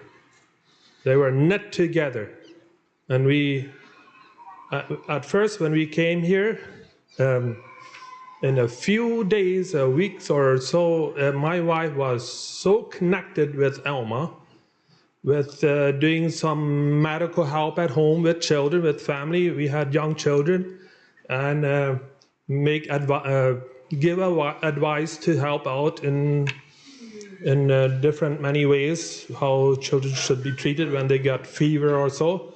It was good connection, and even Alma took part of going with my wife to doctor appointment. And then soon she left this earth and she was not here. So then my wife start getting connection with Aunt Tina. My uncle Cornelius Penner and Aunt Tina, they lived here not too far from us, and she got connected with her with medical help at home with children. We had young children, and we need advice from mother, like parents, like from parents. We could call parents, but she called her mom sometimes, but it was very expensive to call. I don't know, at the beginning, I think it was close to $1 a minute. That way we, $1 a minute that it cost to call to Belize. But anyway, it was a good part that my wife's dad, my father-in-law, he was many times on a computer, so he write emails to us. So we went to the library many times to connect with the Wi-Fi and get emails into our email address what we had. So, first we got fax through Benny Penner's. I think at Benny Penner's we picked up fax from parents from Belize. That's the way we communicated. So, and then what I wanted to mention, Aunt Tina, she passed away January, not quite a year, but we were here. My aunt passed away, and we had good connections with medical help in a home care, like that way. But then from there on, we started to try our best by our own and by this family at the church. In Belize, my experience in getting that we had a little urge to visit here in the valley, or for church reasons and maybe for school. That was there were meetings, and it seemed like most of the deacons or ministers were in the meeting. They were the ones that stirred up this thing to maybe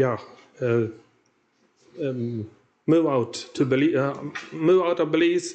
There were so many Mennonites there already in a small country, so move out. So that was, to me, it looked like in the meeting there were mostly the ministers, deacons, or they had an urge to move, or not many other people. That's the way I just remember. I don't know, maybe I'm wrong. But that's what urged me to visit here in the valley, and even to help grow here when we came here. So my understanding for what I found was that the most that stirred me to visit the valley, and we didn't know that at that time that we would stay here, but after all we did. And I knew very soon that in a few weeks or a month, or when school started again in September in 2000, then our children, we had 3 children, went to school.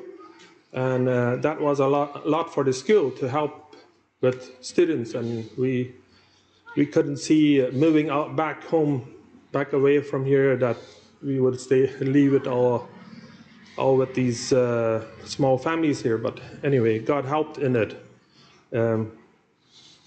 Yes, that's a little bit of what came in my mind. Something else I want to just quickly mention, but I don't know now. Brian, I could give a short answer.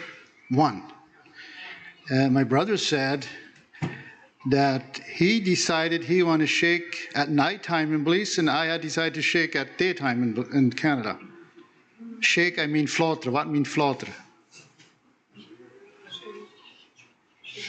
Shivering, okay. He said we both had to shiver about 12 hours a day, and he said I had chosen to do it at daytime, and he chose at nighttime.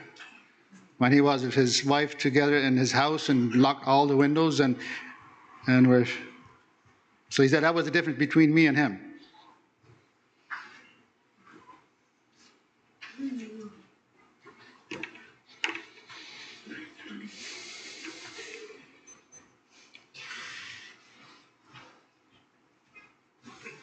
Not sure how much I have to say, but just thought I'd come up here and say that I'm grateful for the opportunity my parents gave me to grow up here in the valley. I was able to be part of many firsts, I think. Grateful for the things I was able to learn, being in a small group setting and being with other people of all ages, listening in to older men talk and so forth, just being all together. I appreciate that. Also the opportunity to be able to connect with the community a bit, community around us a bit more. That might be one of the reasons I joined the fire department, and I'm just glad for the friends I got in the church and the community around us, and yeah, the life lessons it's taught me. I think some of the, along with all that came some hardships, and we've heard about some of them.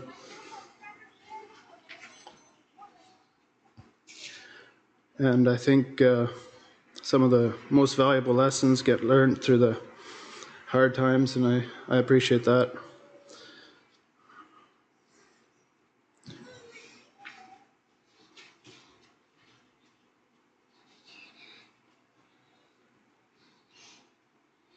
Okay, it's almost the time we want to quit, so whoever wants to share, come up now.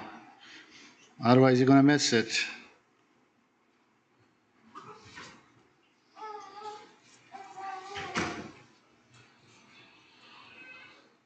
It was only 5 days before my first wife died that she took Mary to the doctor.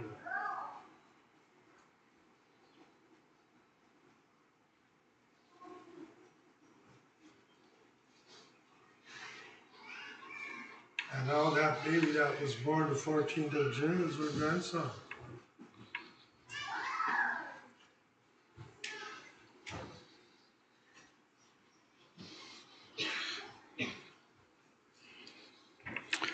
Okay, I guess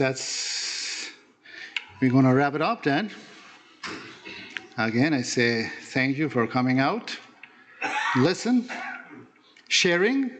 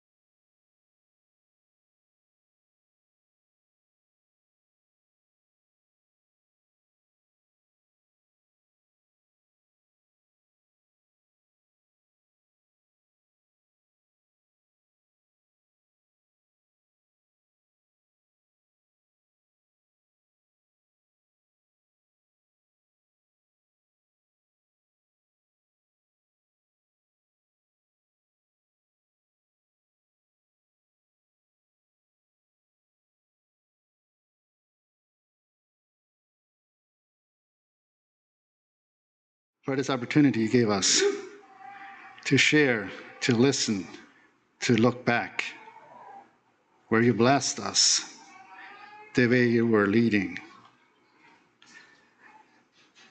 And I pray that you will bless us continuously when we go forward.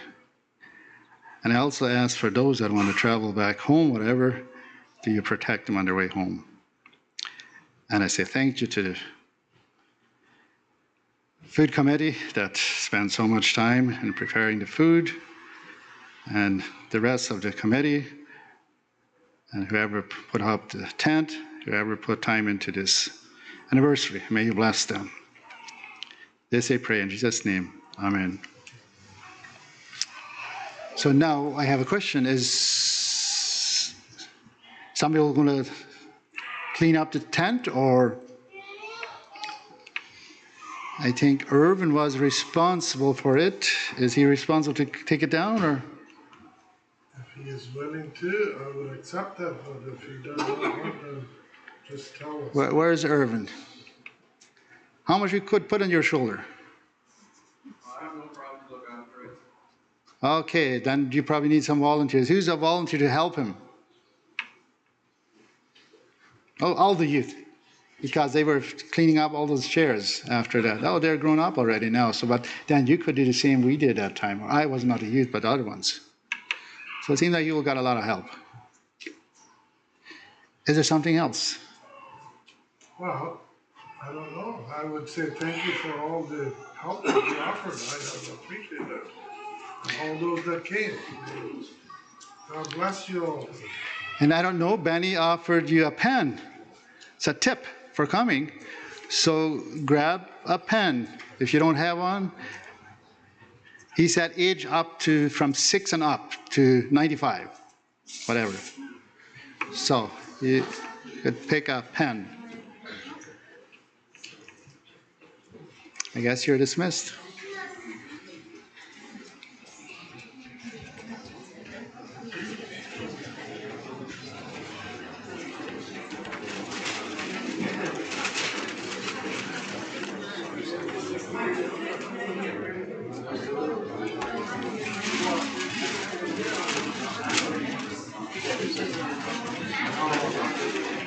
Cool, Brandy. You come with our pizza, right? Huh? Yeah. Okay. Oh, yes.